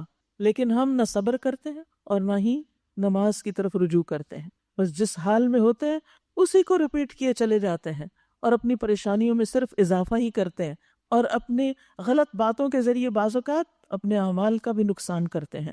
تو ایمان کا تقاضا، ایمان، جس میں ایمان ہوتا ہے اس میں صبر بھی ہوتا ہے، جس میں ایمان ہوتا ہے وہ پھر نماز سے مدد لیتا ہے اور پھر اس کو اللہ کی مدد حاصل ہوتی ہے۔ ان اللہ مع الصابرین، بے شک اللہ صبر کرنے والوں کے ساتھ ہے. ہم چاہتے ہیں نا ہمیں اللہ کا ساتھ ملے، کوئی ہو جو ہمیں ہیلپ کرے. بعض اوقات ایسا ہوتا ہے نا، کوئی شخص آپ کو ایسی بات کر دیتا ہے، سارے اس کے ساتھ مل جاتے ہیں، آپ کو اکیلا چھوڑ دیتے ہیں. اس وقت آپ اور فرسٹریٹڈ ہوتے ہیں. اس وقت آپ اگر صبر کریں گے اور تھوڑا انتظار کر لیں گے، دیکھیں کس طرح اللہ آپ کی مدد کرتا ہے اور آپ کا دفاع کرتا ہے اور آپ کو فائدہ پہنچتا ہے. وَلَا تَقُولُوا لِمَن يُقْتَلُ فِي سَبِيلِ اللَّهِ أَمْوَاتٌ، اور وہ لوگ جو اللہ کے راستے میں مارے جائیں انہیں مردہ نہ کہو. یعنی سب سے زیادہ انسان کے لیے دکھ تکلیف کا وقت کون سا ہوتا ہے؟ جب کوئی دنیا سے چلا جاتا ہے، اور خصوصاً اگر کوئی مارا جائے، کوئی اور اس کو مار دے. ایک تو ہوتا ہے نا نیچرل ڈیتھ ہوتی، اور ایک ہوتا ہے کوئی کلنگ ہوتی. تو وہ شوق ہوتا ہے انسان کے لیے. ابھی تو گیا تھا ہنستا کھیلتا، ابھی کہاں چلا گیا، ایک دم چلا گیا. اور پھر خصوصاً اللہ کے راستے میں، کسی اپنے ذاتی کام میں نہیں، اللہ کے دین کی خدمت کرتے ہوئے چلا گیا. ہاں، ایسے لوگوں کے لیے تو بہت بڑا آنر اور اعزاز ہے. اس موقع پہ صبر کرو اور ان کو مردہ بھی نہ کہو. بل احیاء، بلکہ وہ زندہ ہے. ولیکن لا تشعرون، لیکن تم شعور نہیں رکھتے. تم شعور نہیں رکھتے، تم نہیں سمجھتے کہ وہ زندگی کیسی زندگی ہے، کتنی اعلیٰ درجے کی زندگی ہے، کس قدر کوالٹی لائف ہے جس کی کوئی تمنا کرے. اور ہم ضرور تمہیں خوف و خطر، فاقہ کشی، جان و مال کے نقصانات اور آمدنیوں کے گھاٹے میں مبتلا کر کے تمہاری آزمائش کریں گے. اللہ اکبر.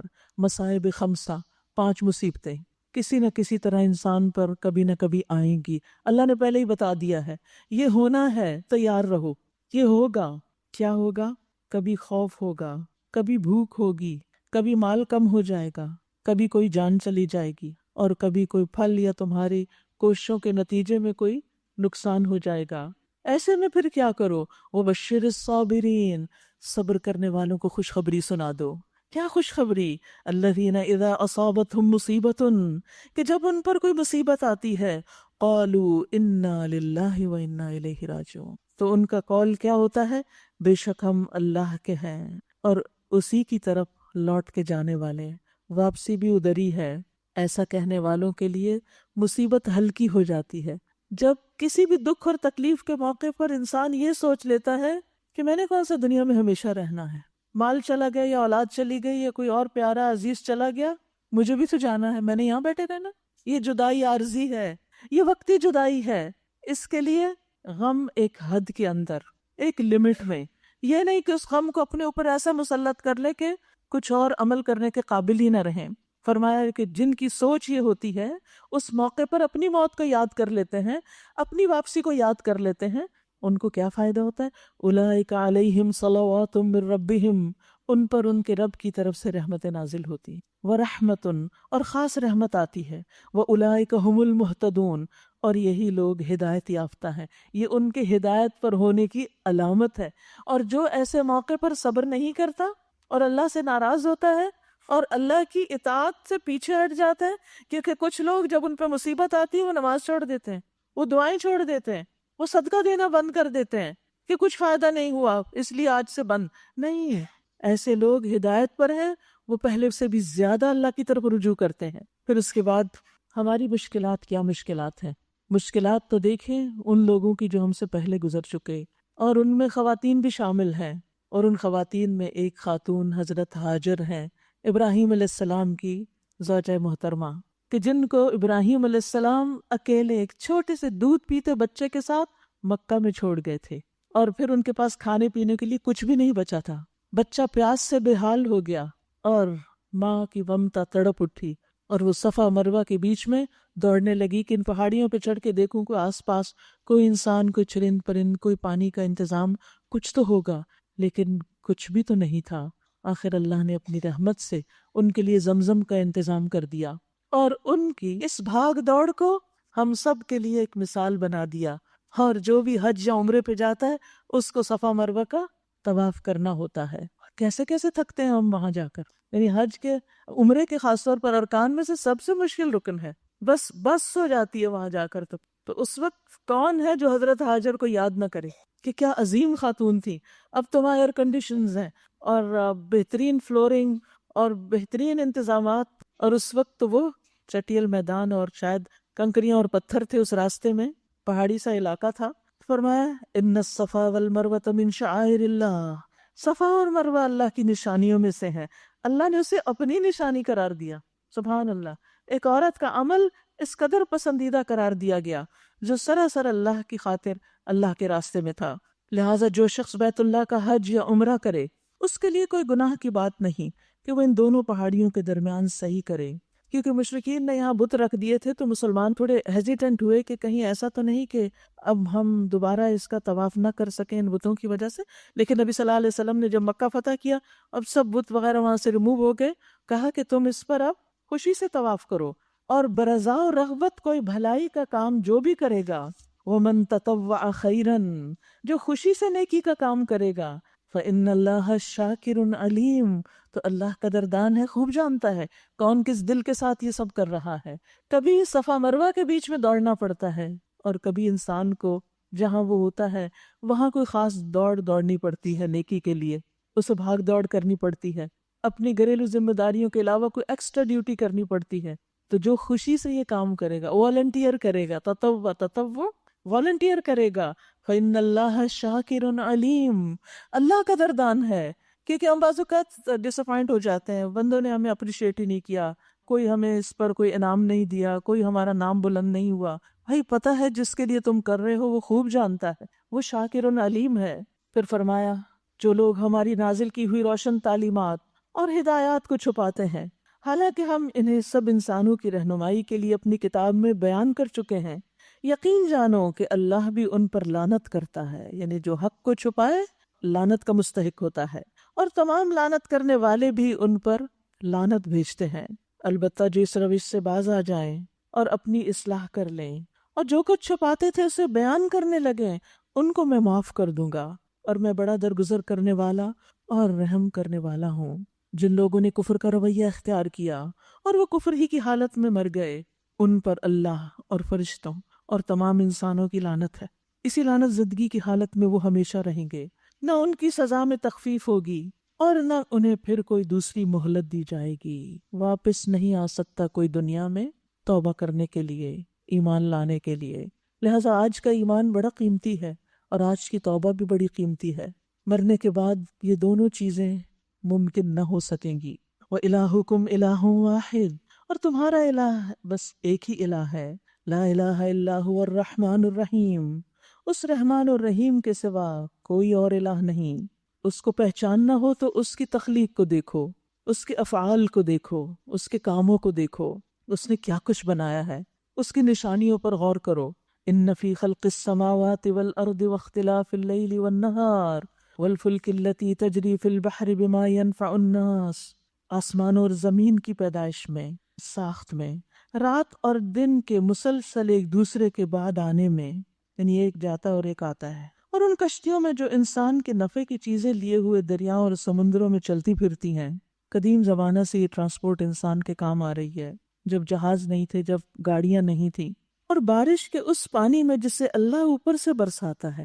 سبحان اللہ، پانی انسان کی زندگی میں نہایت اہم ہے. پانی ہی سے تو زندگی ہے، اور پانی کا انتظام اللہ نے کتنا وافر کیا. ہمارے پاؤں کے نیچے سے بھی نکالا، زمین میں بھی ذخیرہ کیا، اور وہ اوپر سے بھی برساتا ہے. دونوں طرح انسان کو سیراب کیا اس نے. پھر اس کے ذریعے مردہ زمین کو زندگی بخشتا ہے. یعنی یہ بارش صرف انسانوں اور حیوانوں کے لیے نہیں، زمین کے لیے بڑی کارآمد ہوتی ہے، اور اپنے اسی انتظام کی بدولت زمین میں ہر قسم کی جاندار مخلوق کو پھیلا دیتا ہے. پودے بھی اگتے ہیں، اور پھر ان پودوں کو کھا کر چرند پرند اور مختلف حیوانات جو ہیں وہ بھی زندہ رہتے ہیں. پھر ہر طرف زندگی پھیل جاتی ہے ہواؤں کی گردش میں، کیونکہ ہواؤں کی گردش سے ہی بارشوں کا نظام منسلک ہے، اور ان بادلوں میں جو آسمان اور زمین کے درمیان تابع فرمان بنا کر رکھے.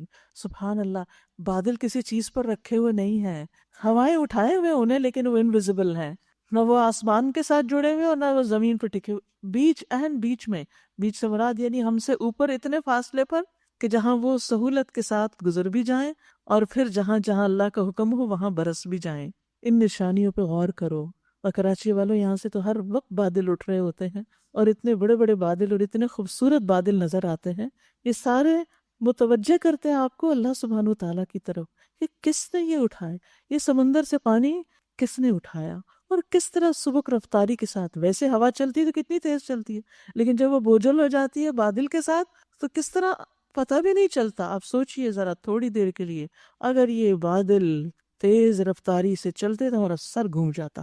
سوچیے نا ذرا، اگر تیزی سے جا رہے ہیں، آ رہے ہیں، تیزی سے گزر رہے ہیں، جیسے آپ کی گاڑیاں نیچے گزر رہی ہیں، ٹریفک بھاگ دوڑ رہی ہے، اگر یہ آسمانی ٹریفک بھی اسی طرح بھاگتی تو پھر کیا بنتا؟ چین کہیں نہ ہوتا. لیکن وہ اس کو خوبصورتی سے اپنی شیپس بھی بدلتے چلے جاتے ہیں، یعنی بور بھی نہیں کرتے آپ کو. اگر آپ زیادہ دیر دیکھیں تو ایک کے بعد ایک حالت میں تبدیل ہو کر اپنا سفر جاری رکھتے ہیں. ان میں غور و فکر کرو، یہ کس نے کیا؟ یہ کون ہے بنانے والا، اور کون ہے ان کو بیچ میں ٹکانے والا؟ ان سب میں بے شمار نشانیاں ہیں، لیکن اس کے باوجود لوگ اللہ سے محبت کرنے کی بجائے کچھ اور ہستیوں سے محبت کرنے لگتے ہیں اور ان کے گرویدہ ہو جاتے ہیں. فرمایا وَمِنَ النَّاسِ مَن يَتَّخِذُ مِن دُونِ اللَّهِ أَندَادًا، کچھ لوگ ایسے ہیں جو اللہ کے سوا دوسروں کو اس کا ہمسر اور مد مقابل بناتے ہیں، اور ان کے ایسے گرویدہ ہیں، ان سے ایسی محبت رکھتے ہیں جیسی محبت اللہ سے ہونی چاہیے. سبحان اللہ. یعنی بعض اوقات انسان انسانوں میں اتنا کھو جاتا ہے کہ ہر وقت انہی کی یاد دل پہ سوار رہتی ہے، انہی کے بارے میں سوچتا رہتا ہے اور انہی کی باتیں یاد کرتا رہتا ہے اور انہی کے قصے سناتا رہتا ہے یا سنتا رہتا ہے، انہی کی یاد میں اس کو سکون ملتا ہے. لیکن مومن کے لیے تو اللہ کی محبت ہر چیز سے بڑھ کر ہوتی ہے. والذین آمنوا اشد حبا للہ، اور ایمان والے سب سے بڑھ کر اللہ کو محبوب رکھتے ہیں. اس محبت کی نشانی کیا ہے؟ آپ دیکھیے کہ جو کسی انسان سے محبت کرتا ہے پھر وہ اس کا گرویدہ ہوتا ہے، اسی کے ساتھ رہنا چاہتا ہے، اسی کے آگے پیچھے ہو رہا ہوتا ہے، اسی کی یاد ہوتی ہے، اسی کو خوش کرنے میں لگا رہتا ہے. لیکن جواب کیا ملتا ہے؟ بہت دفعہ آپ نے دیکھا ہوگا کہ جن سے آپ محبت کرتے ہیں وہ آپ کی پرواہ بھی نہیں کرتے، اور پھر دل ٹوٹتے ہیں اور پھر انسان پریشان ہوتا ہے.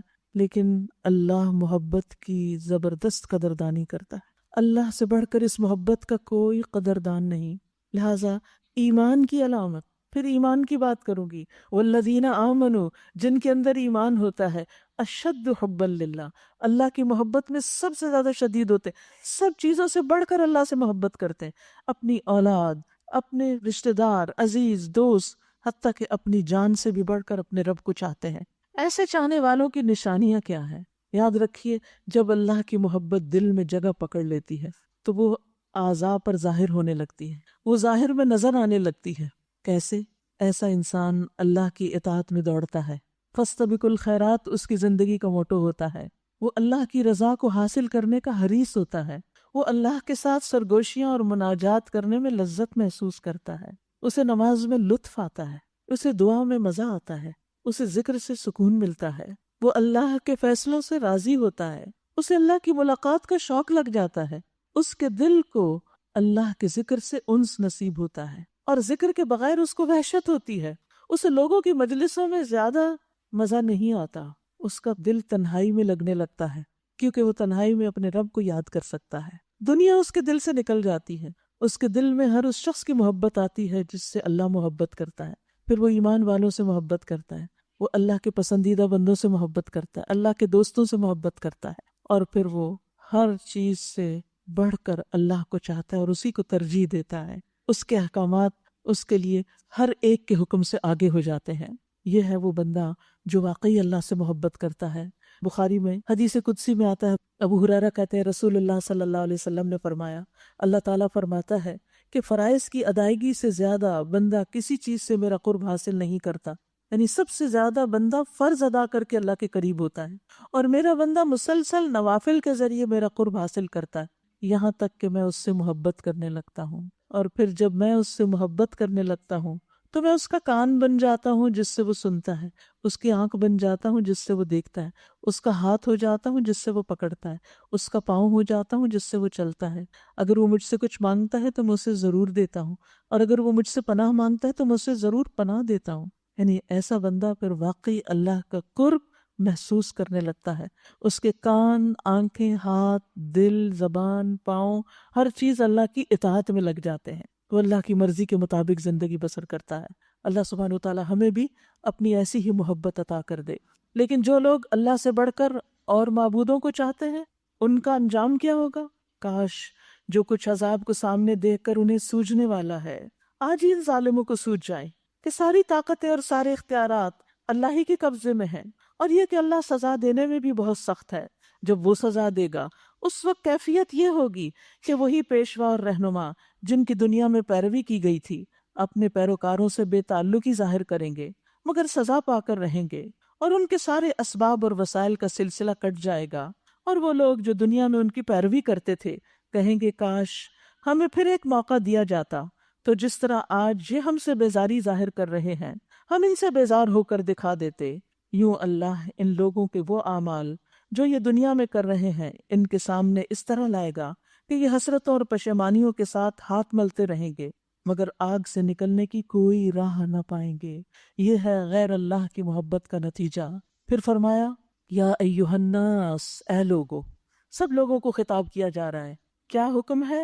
کلوا مما فی الارض حلالا طیبا، زمین میں جو حلال اور پاک چیزیں ہیں انہیں کھاؤ۔ دو چیزوں کا اہتمام، ایک حلال ہو، دوسری صاف ستھری ہو، طیب ہو، اور شیطان کے بتائے ہوئے راستوں پر نہ چلو، وہ تمہارا کھلا دشمن ہے، تمہیں بدی اور فحش کا حکم دیتا ہے اور یہ سکھاتا ہے کہ تم اللہ کے نام پر وہ باتیں کہو جن کے متعلق تمہیں علم نہیں کہ وہ اللہ نے فرمائی ہیں۔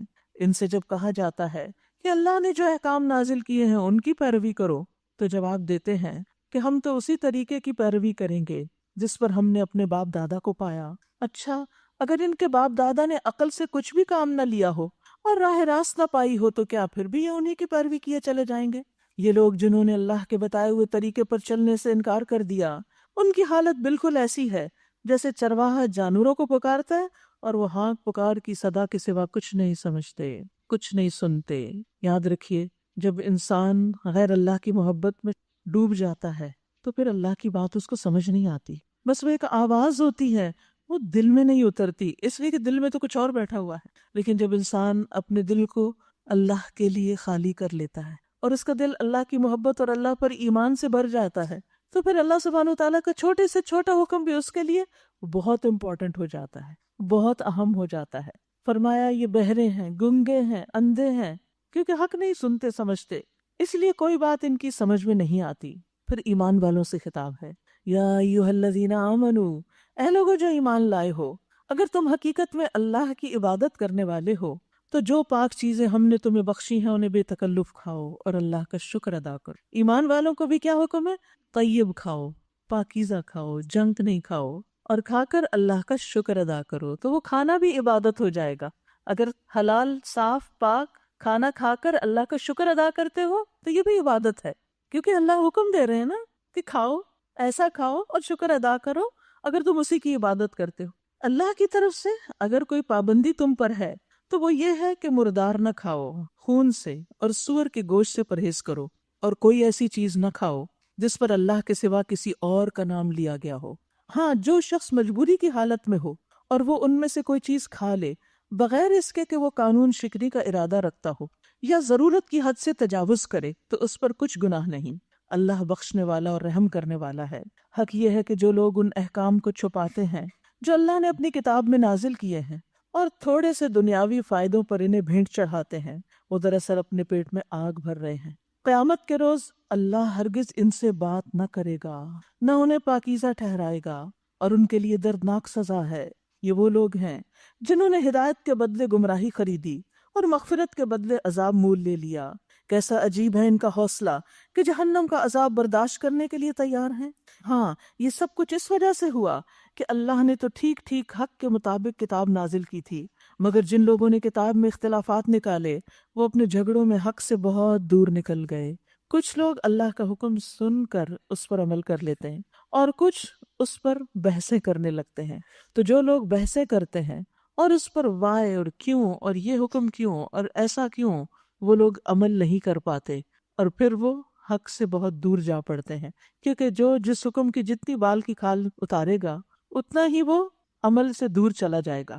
لیس البر ان تولوا وجوہکم قبل المشرق والمغرب، نیکی یہ نہیں کہ تم نے اپنے چہرے مشرق کی طرف کر لیا یا مغرب کی طرف، بلکہ نیکی یہ ہے کہ آدمی اللہ کو اور یوم آخرت کو اور ملائکہ کو اور اللہ کی نازل کی ہوئی کتاب اور اس کے پیغمبروں کو دل سے مانے۔ تو نیک کون ہے؟ جو سب سے پہلے اپنا ایمان مکمل کرے، پھر کیا کرے؟ اور اللہ کی محبت میں یعنی اللہ ہی کی خاطر اپنا دل پسند مال رشتہ داروں، یتیموں، مسکینوں اور مسافروں پر، مدد کے لیے ہاتھ پھیلانے والوں پر اور غلاموں کی رہائی پر خرچ کریں۔ دوسرا کام خدمت خلق، ایمان لانے کے بعد بندوں کی ضروریات کا خیال، اور اس میں آپ دیکھیے کہ ترتیب کیا ہے۔ سب سے پہلے رشتہ داروں کا حق کہ صلہ رحمی بھی ہو، پھر یتیموں کی باری کہ وہ عمر میں چھوٹے ہوتے ہیں اور ضرورت مند ہوتے ہیں، پھر مساکین کیونکہ وہ فاقہ کش ہوتے ہیں، ضرورت مند ہیں، پھر مسافر کیونکہ وہ گھر سے دور ہوتے ہیں، ضروریات پوری نہیں کر پاتے، پھر مانگنے والے اگرچہ محتاج نہ بھی ہوں لیکن ہاتھ پھیلا دیا تو پھر کچھ نہ کچھ دے ہی دو، اور پھر غلاموں کی رہائی وغیرہ میں اور دیگر کاموں میں۔ اس کے بعد صرف انہی کاموں میں مشغول نہیں رہتے، نماز قائم کرتے ہیں اور زکوٰۃ دیتے ہیں، وَأَقَامَ الصَّلَاةَ وَآتَى الزَّكَاةَ، اور پھر نیک وہ لوگ ہیں جب عہد کریں تو وفا کریں۔ کل بھی عہد کی بات ہوئی تھی، وعدے کی بات ہوئی تھی، اور آج بھی وعدے کی بات ہو رہی ہے۔ کمٹمنٹس نبھائیں، ذمہ داریاں پوری کریں، اور تنگی اور مصیبت کے وقت میں اور حق کو باطل کی جنگ میں صبر کریں۔ صبر ضروری ہے، یہی ہیں سچے لوگ اور یہی ہیں متقی لوگ۔ تو لیجیے آج متقین کی کچھ اور صفات سامنے آ گئیں، کیونکہ کتاب متقین کو ہدایت دیتی ہے، ان کے لیے رہنمائی ہے۔ اے لوگو جو ایمان لائے ہو، تمہارے لیے قتل کے مقدموں میں قصاص کا حکم لکھ دیا گیا، یعنی قاتل سے بدلہ لیا جائے گا۔ کس طرح؟ آزاد آدمی نے قتل کیا ہو تو اس آزاد ہی سے بدلہ لیا جائے، غلام قاتل ہو تو وہی غلام قتل کیا جائے، عورت اس جرم کی مرتکب ہو تو اس عورت سے ہی قصاص لیا جائے۔ ہاں، اگر کسی قاتل کے ساتھ اس کا بھائی کچھ نرمی کرنے کے لیے تیار ہو۔ اب آپ دیکھیے کہ مومن آپس میں بھائی بھائی ہیں، خواہ ایک دوسرے کے حق میں اتنا بڑا جرم ہو جائے کہ قتل تک نوبت جا پہنچے تو معروف طریقے کے مطابق خون بہا کا تصفیہ ہونا چاہیے، اور قاتل کو لازم ہے کہ راستی کے ساتھ خون بہا ادا کرے۔ یہ تمہارے رب کی طرف سے تخفیف اور رحمت ہے، یعنی قصاص میں معافی یا دیت، یعنی قتل کے بدلے میں قتل کی بجائے معاف کر دیا جائے اور دیت تک بات رہے، یعنی یہ اللہ کی طرف سے خاص تمہارے لیے ہے، ورنہ اس سے پہلے اہل تورات کے لیے قصاص تھا، معافی یا دیت نہ تھی، اور نصارہ میں صرف معافی، قصاص تھا، نہ دیت تھی۔ اس پر بھی جو زیادتی کرے اس کے لیے دردناک سزا ہے۔ عقل رکھنے والوں، تمہارے لیے قصاص میں زندگی ہے، یعنی جب قاتل سے بدلہ لیا جائے گا یا اس کو سزا ملے گی تو پھر مزید قتل نہیں ہوں گے، بہت سی زندگیاں محفوظ رہیں گی۔ امید ہے تم اس قانون کی خلاف ورزی سے بچو گے، پرہیز کرو گے۔ تم پر فرض کیا گیا کہ جب تم میں سے کسی کی موت کا وقت آئے اور وہ اپنے پیچھے مال چھوڑ رہا ہو تو والدین اور رشتہ داروں کے لیے معروف طریقے سے وصیت کرے۔ یہ حکم قانون وراثت کے آنے سے پہلے کا ہے۔ اب وارثوں کے حق میں وصیت نہیں ہوتی، یہ حق ہے متقی لوگوں پر۔ پھر جنہوں نے وصیت سنی اور بعد میں اسے بدل ڈالا تو اس کا گناہ ان بدلنے والوں پر ہوگا۔ اللہ سب کچھ سنتا اور جانتا ہے۔ البتہ جس کو یہ اندیشہ ہو کہ وصیت کرنے والے نے نادانستہ یا قصداً حق تلفی کی ہے اور پھر معاملے سے تعلق رکھنے والوں کے درمیان وہ اصلاح کرے تو اس پر کچھ گناہ نہیں، اللہ بخشنے والا اور رحم فرمانے والا ہے۔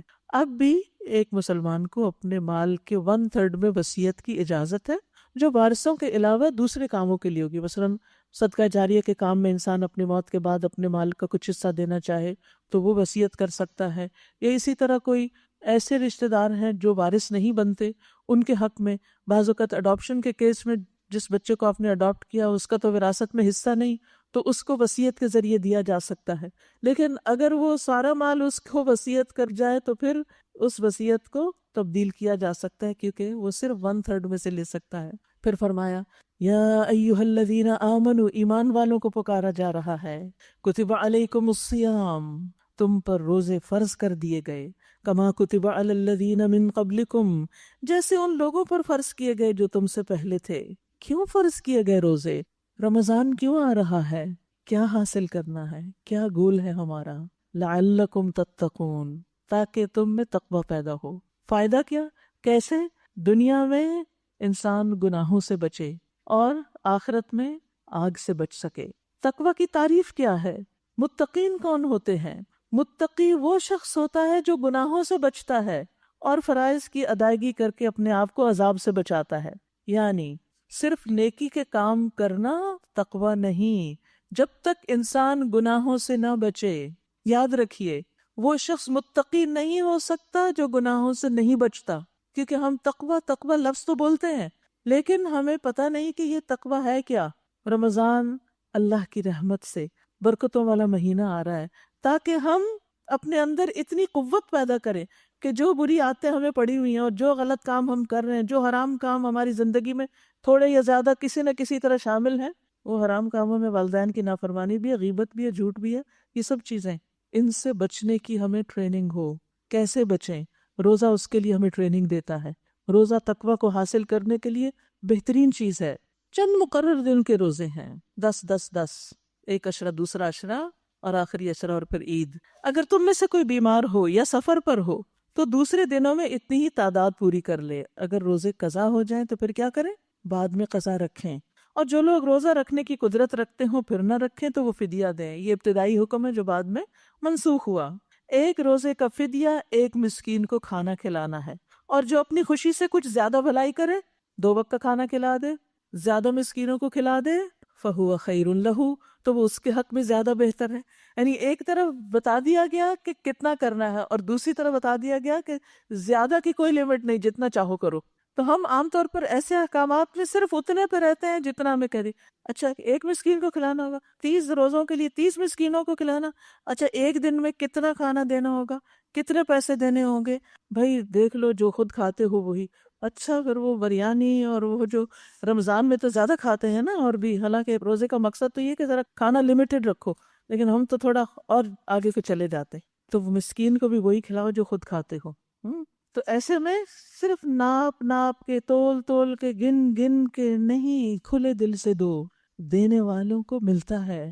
صدقہ کرنے سے مال کم نہیں ہوتا، جب آپ دیتے ہیں تو اللہ تعالیٰ کئی گنا بڑھا کے آپ کو لوٹاتا ہے۔ لہٰذا روزہ تو اس لیے بھی ہے کہ بھوک سے تمہیں مسکینوں کا خیال آئے۔ مسکین ہوتے ہیں نا وہ لوگ جن کو پورا کھانے کو نہیں ملتا، جن کے پاس ضروریات زندگی پوری کرنے کے لیے سب کچھ نہیں، ان کی تکلیفوں کو بھی محسوس کر سکو۔ تو اسی لیے روزے کا کفارہ بھی یہی رکھا گیا کہ پھر انہی تک جائے، یعنی خود نہیں رکھ سکتے تو جو پہلے سے ہی ہر وقت بیچارہ روزے جیسی کیفیت میں ہے، پورا کھانا نہیں ملتا، ان کی طرف کھانا لے جاؤ۔ وَأَن تَصُومُوا خَيْرٌ لَكُمْ، لیکن اگر تم سمجھو تو تمہارے حق میں اچھا یہی ہے کہ روزہ رکھو، ان کنتم تعلمون، اگر تم جانتے ہو۔ یعنی چھوٹی چھوٹی باتوں پر، چھوٹے چھوٹے عذر پر روزہ چھوڑ نہ دو۔ وہ ڈاکٹر نے کہہ دیا ہے، ہو سکتا ہے ڈاکٹر کو آپ نے پوری کیفیت بتائی نہ ہو، بس اتنی بتائی ہو کہ جس سے ڈاکٹر مرضی کے مطابق فیصلہ دے دے۔ یہ وہ مفتی صاحب نے کہا ہے، ہو سکتا ہے مفتی صاحب کو آپ نے پوری بات نہ بتائی ہو، تو وہ الزام مفتی صاحب پہ نہیں جائے گا، آپ پہ آئے گا۔ اس لیے روزہ ایک فرض عبادت ہے، گھبرا کے چھوٹی موٹی بات سے اسے نہیں چھوڑیں، کوشش کریں رکھنے کی، اور اگر ہاں واقعی مرنے لگے تو پھر کھول لیں۔ لیکن آج تک کوئی روزہ رکھ کے مرا نہیں، میں نے نہیں سنا کہ کوئی روزہ رکھ کے مرا ہو۔ شہر رمضان الذی انزل فیہ القرآن، رمضان وہ مہینہ ہے جس میں قرآن نازل کیا گیا، ھدی للناس، جو لوگوں کے لیے ہدایت کا ذریعہ ہے۔ لہٰذا رمضان اور قرآن لازم و ملزوم ہیں۔ عام دنوں سے زیادہ تلاوت بھی کیجیے، کچھ نہ کچھ یاد کر لیجیے، سورۃ البقرہ شروع کر لیجیے، جس کا پڑھنا باعث برکت، چھوڑنا باعث حسرت ہے۔ ایک ایک آیت تھوڑی تھوڑی، اگر اس رمضان میں 30 آیتیں یاد ہو جائیں، اگلے رمضان میں 30 اور کر لیں، پھر 30 اور کر لیں، ہو سکتا ہے ایک رمضان کر کے پوری سورۃ البقرہ یاد ہو جائے۔ اور اگر سارا سال ہفتے میں ایک آیت بھی کر لیں تو آپ دیکھیں کہ کتنی آیتیں ہو سکتی ہیں۔ تو کچھ حصہ حفظ کا، کچھ تلاوت کا، کچھ لسننگ کا، کچھ نماز میں سننے کا، کچھ دورہ قرآن اور ترجمہ اور غور و فکر اور تدبر کا۔ یعنی رمضان میں فوکس قرآن پر ہو، کیونکہ وہ رمضان جس میں قرآن ہوتا ہے وہ واقعی بہت بابرکت ہوتا ہے، کیونکہ روزے کی حالت میں خصوصاً قرآن پڑھنے سے کچھ اور ہی طرح سمجھ آتا ہے۔ ھدی للناس، یہ لوگوں کی ہدایت کے لیے ہے، وبینات من الہدی والفرقان، اور ایسی واضح تعلیمات پر مشتمل ہے جو راہ راست دکھانے والی اور حق و باطل کا فرق کھول کر رکھ دینے والی ہیں۔ لہٰذا اب سے جو شخص اس مہینے کو پائے اس کو لازم ہے کہ اس پورے مہینے کے روزے رکھے، اور جو کوئی مریض ہو یا سفر پر ہو تو وہ دوسرے دنوں میں روزوں کی تعداد پوری کرے۔ اللہ تمہارے ساتھ نرمی کرنا چاہتا ہے، سختی کرنا نہیں چاہتا۔ یعنی جہاں روزہ رکھنے کی اہمیت بہت زیادہ ہے، کیونکہ آپ دیکھیے کہ اللہ تعالیٰ نے فرمایا کہ الصوم لی وانا اجزی بہ، روزہ میرے لیے اور میں خود اس کی جزا دوں گا، سرپرائز ہے اس کی جزا۔ باقی چیزوں کی بتائی 10 گنا، 30 گنا، 100 گنا، لیکن روزے کے لیے کہا کہ نہیں، یہ تو خاص میرے لیے بندہ عبادت کرتا ہے، اس لیے اس کا انعام بھی میں قیامت کے دن خود ہی دوں گا۔ یعنی آپ سوچئے پھر وہ کتنا بڑا ہوگا۔ تو اس لیے بہت ہی بہترین عبادت ہے، وَأَن تَصُومُوا خَيْرٌ لَكُمْ. لیکن اس کے باوجود اللہ سبحانہ تعالیٰ بندوں پر بڑا مہربان ہے کہ اگر کسی کے لیے روزہ بہت مشقت کا باعث ہے، بیمار ہے، بوڑھا ہے، حاملہ عورت ہے، بچے کو دودھ پلانے والی کہ بچے کے لیے اور کچھ نہیں کھانے کو، فیڈر ویڈر ہو تو اور بات ہے، لیکن اگر صرف ہولی سولی آپ کے دودھ پر ہے بچہ، تو پھر اس صورت میں رمضان میں روزہ چھوڑنے کی اجازت ہے، اور جو بعد میں رکھ سکے تو وہ رکھ لے. لیکن اگر کوئی ایسا بوڑھا بیمار ہے جو بعد میں بھی نہیں رکھ سکتا تو پھر فدیہ ہی کافی ہوگا. یرید اللہ بکم اليسر ولا یرید بکم العسر ولتکملوا العدۃ، اور تاکہ تم گنتی پوری کرو. 10 روزے چھوڑے تو 10 رکھو. اور یاد رکھیے پیریڈز میں جو روزے چھٹتے ہیں ان کی بھی قضا ہوتی ہے، کیونکہ میں نے کسی کہتے ہیں سنا وہ ہم نے جان بوجھ کے تو نہیں چھوڑے. بھئی ٹھیک ہے جان بوجھ کے نہیں چھوڑے، مجبوری سے یا معذوری سے ہی چھوڑے گئے، لیکن اللہ کا حکم ہے نا کہ ان کی گنتی پوری کرنی ہے. حضرت عائشہ بتاتی ہے کہ ہم روزوں کی گنتی پوری کرتے تھے لیکن نماز جو چھوٹ جاتی تھی پیریڈز میں وہ نہیں دوبارہ دہراتے تھے. وَلِتُكَبِّرُوا اللَّهَ عَلَى مَا هَدَاكُمْ، اور تاکہ تم اللہ کی بڑائی بیان کرو اس پر جو اس نے تمہیں ہدایت بخشی اس رمضان کے ذریعے. اللہ کی بڑائی بیان کرو، عید کے دن خوب تکبیرات پڑھو. وَلَعَلَّكُمْ تَشْكُرُونَ، اور تاکہ تم شکر ادا کرو. وَإِذَا سَأَلَكَ عِبَادِي عَنِّي فَإِنِّي قَرِيبٌ، اور جب میرے بندے آپ سے میرے بارے میں پوچھیں، کیا پوچھیں کہ رب کہاں ہے، کیا ہماری دعائیں سنتا ہے، اور اسی طرح کے سوال، تو ان کو بتا دیجئے فَإِنِّي قَرِيبٌ، کہ بے شک میں بہت قریب ہوں، سنتا ہوں، جواب دیتا ہوں.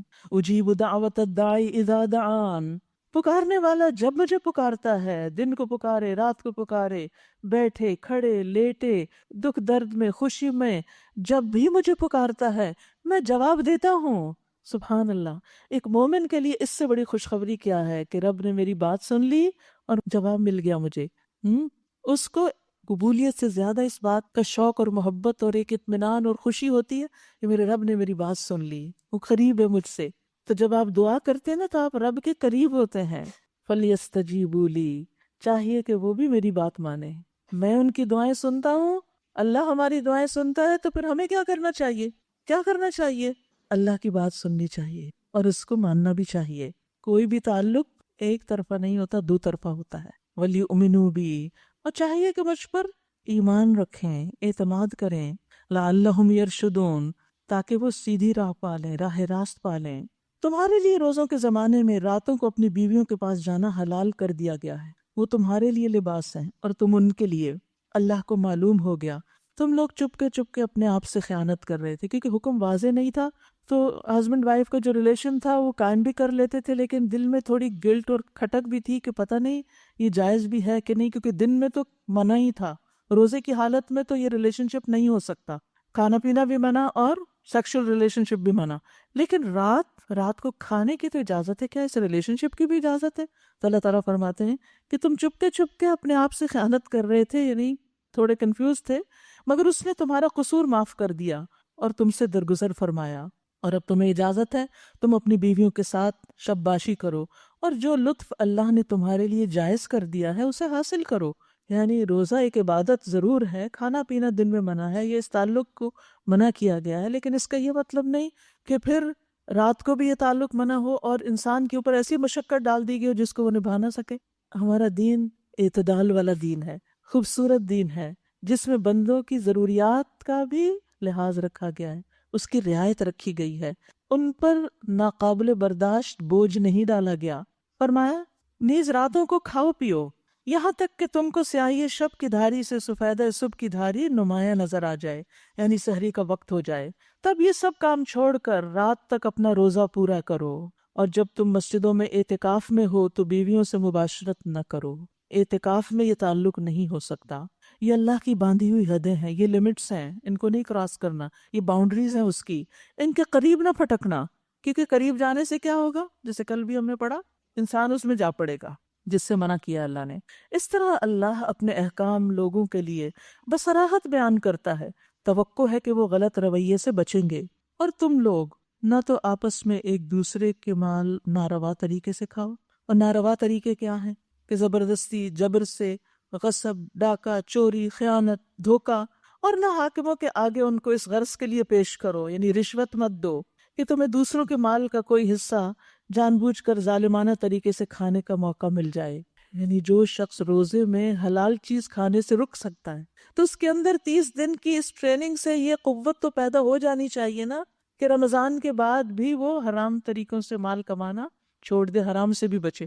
جو حلال لقمہ چھوڑ سکتا ہے وہ حرام بھی چھوڑ سکتا ہے، اور یہ رمضان اسی لیے آیا ہے۔ لیکن افسوس یہ کہ ہم رمضان میں تو پابندی کرتے ہیں لیکن رمضان کے بعد پھر بھول جاتے ہیں کہ اللہ نے کس چیز کو استعمال کرنے اور کمانے اور حاصل کرنے سے روکا۔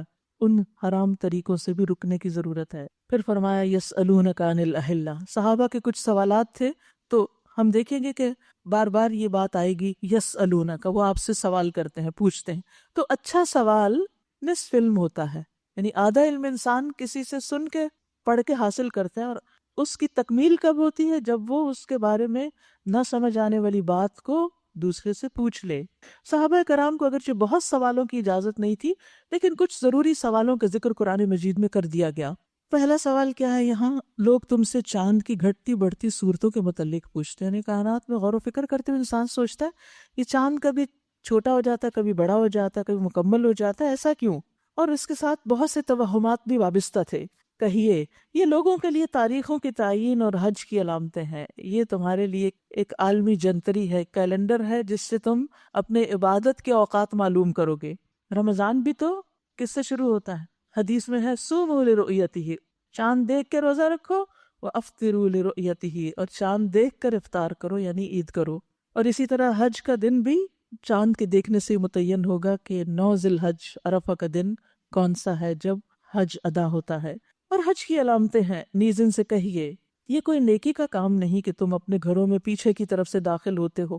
نیکی تو اصل میں یہ ہے کہ آدمی اللہ کی ناراضگی سے بچے، تقوی اختیار کرے، لہٰذا تم اپنے گھروں میں دروازوں سے ہی آیا کرو۔ یہ دور جاہلیت کی ایک رسم تھی کہ ایک دفعہ حج کے لیے نکلے تو پھر واپس اگر کوئی چیز بھول گئے لینے کے لیے آئے تو سیدھے رستے سے نہیں آئیں گے، دروازے سے نہیں آئیں گے، دیوار پیچھے کی بیک ڈور سے آئیں گے۔ فرمایا کہ یہ کوئی نیکی کے کام نہیں، البتہ اللہ سے ڈرتے رہو، واتقوا اللہ، کیوں؟ لعلکم تفلحون، تاکہ تم کامیاب ہو جاؤ، اور تم اللہ کی راہ میں ان لوگوں سے لڑو جو تم سے لڑتے ہیں، مگر زیادتی نہ کرو، کہ اللہ زیادتی کرنے والوں کو پسند نہیں کرتا۔ میدان جنگ میں بھی زیادتی نہیں، عدل کا دین ہے یہ۔ اور ان سے لڑو جہاں بھی تمہارا ان سے مقابلہ پیش آئے، اور انہیں نکالو جہاں سے انہوں نے تمہیں نکالا، اس لیے کہ قتل اگرچہ برا ہے مگر فتنہ اس سے بھی زیادہ برا ہے۔ اور مسجد حرام کے قریب جب تک وہ تم سے نہ لڑیں تم بھی نہ لڑو، مگر جب وہ وہاں لڑنے سے نہ چکیں تو تم بھی بے تکلف انہیں مارو، کہ ایسے کافروں کی یہی سزا ہے۔ پھر اگر وہ باز آ جائیں تو جان لو کہ اللہ معاف کرنے والا اور رحم فرمانے والا ہے۔ تم ان سے لڑتے رہو یہاں تک کہ فتنہ باقی نہ رہے، یعنی مسلمانوں کے لیے لڑائی کا جواز صرف فتنے کو ختم کرنے کے لیے، کسی کی زمین، کسی کا مال، کسی کے ریسورسز کو غصب کرنے کے لیے نہیں، اور دین اللہ کے لیے ہو جائے۔ اور پھر اگر وہ باز آ جائیں تو سمجھ لو کہ ظالموں کے سوا کسی اور پر دست درازی روا نہیں۔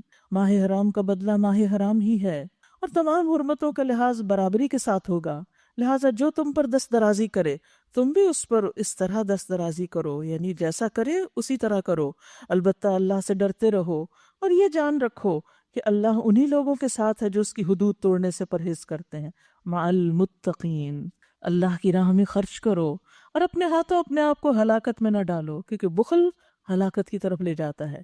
احسان کا طریقہ اختیار کرو، صرف اس کو نہ دو جو تمہیں دیتا ہے، ان کو بھی دو جو تمہیں نہیں دیتے۔ اور یاد رکھو ان اللہ یحب المحسنین، کہ اللہ یقیناً محسنین کو پسند کرتا ہے، ان سے محبت کرتا ہے۔ اللہ کی محبت حاصل کرنا چاہتے ہو تو لوگوں کے ساتھ احسان کا رویہ اختیار کرو۔ اللہ کی خوشنودی کے لیے جب حج اور عمرے کی نیت کرو تو اسے پورا کرو، اور اگر کہیں گھر جاؤ تو جو قربانی میسر آئے اللہ کی جناب میں پیش کرو، اور اپنے سر نہ مونڈو جب تک کہ قربانی اپنی جگہ نہ پہنچ جائے، مگر جو شخص مریض ہو یا جس کے سر میں کوئی تکلیف ہو اور اس بنا پر وہ اپنا سر منڈوا لے تو اسے چاہیے کہ فدیے کے طور پر روزے رکھے یا صدقہ دے یا قربانی کرے۔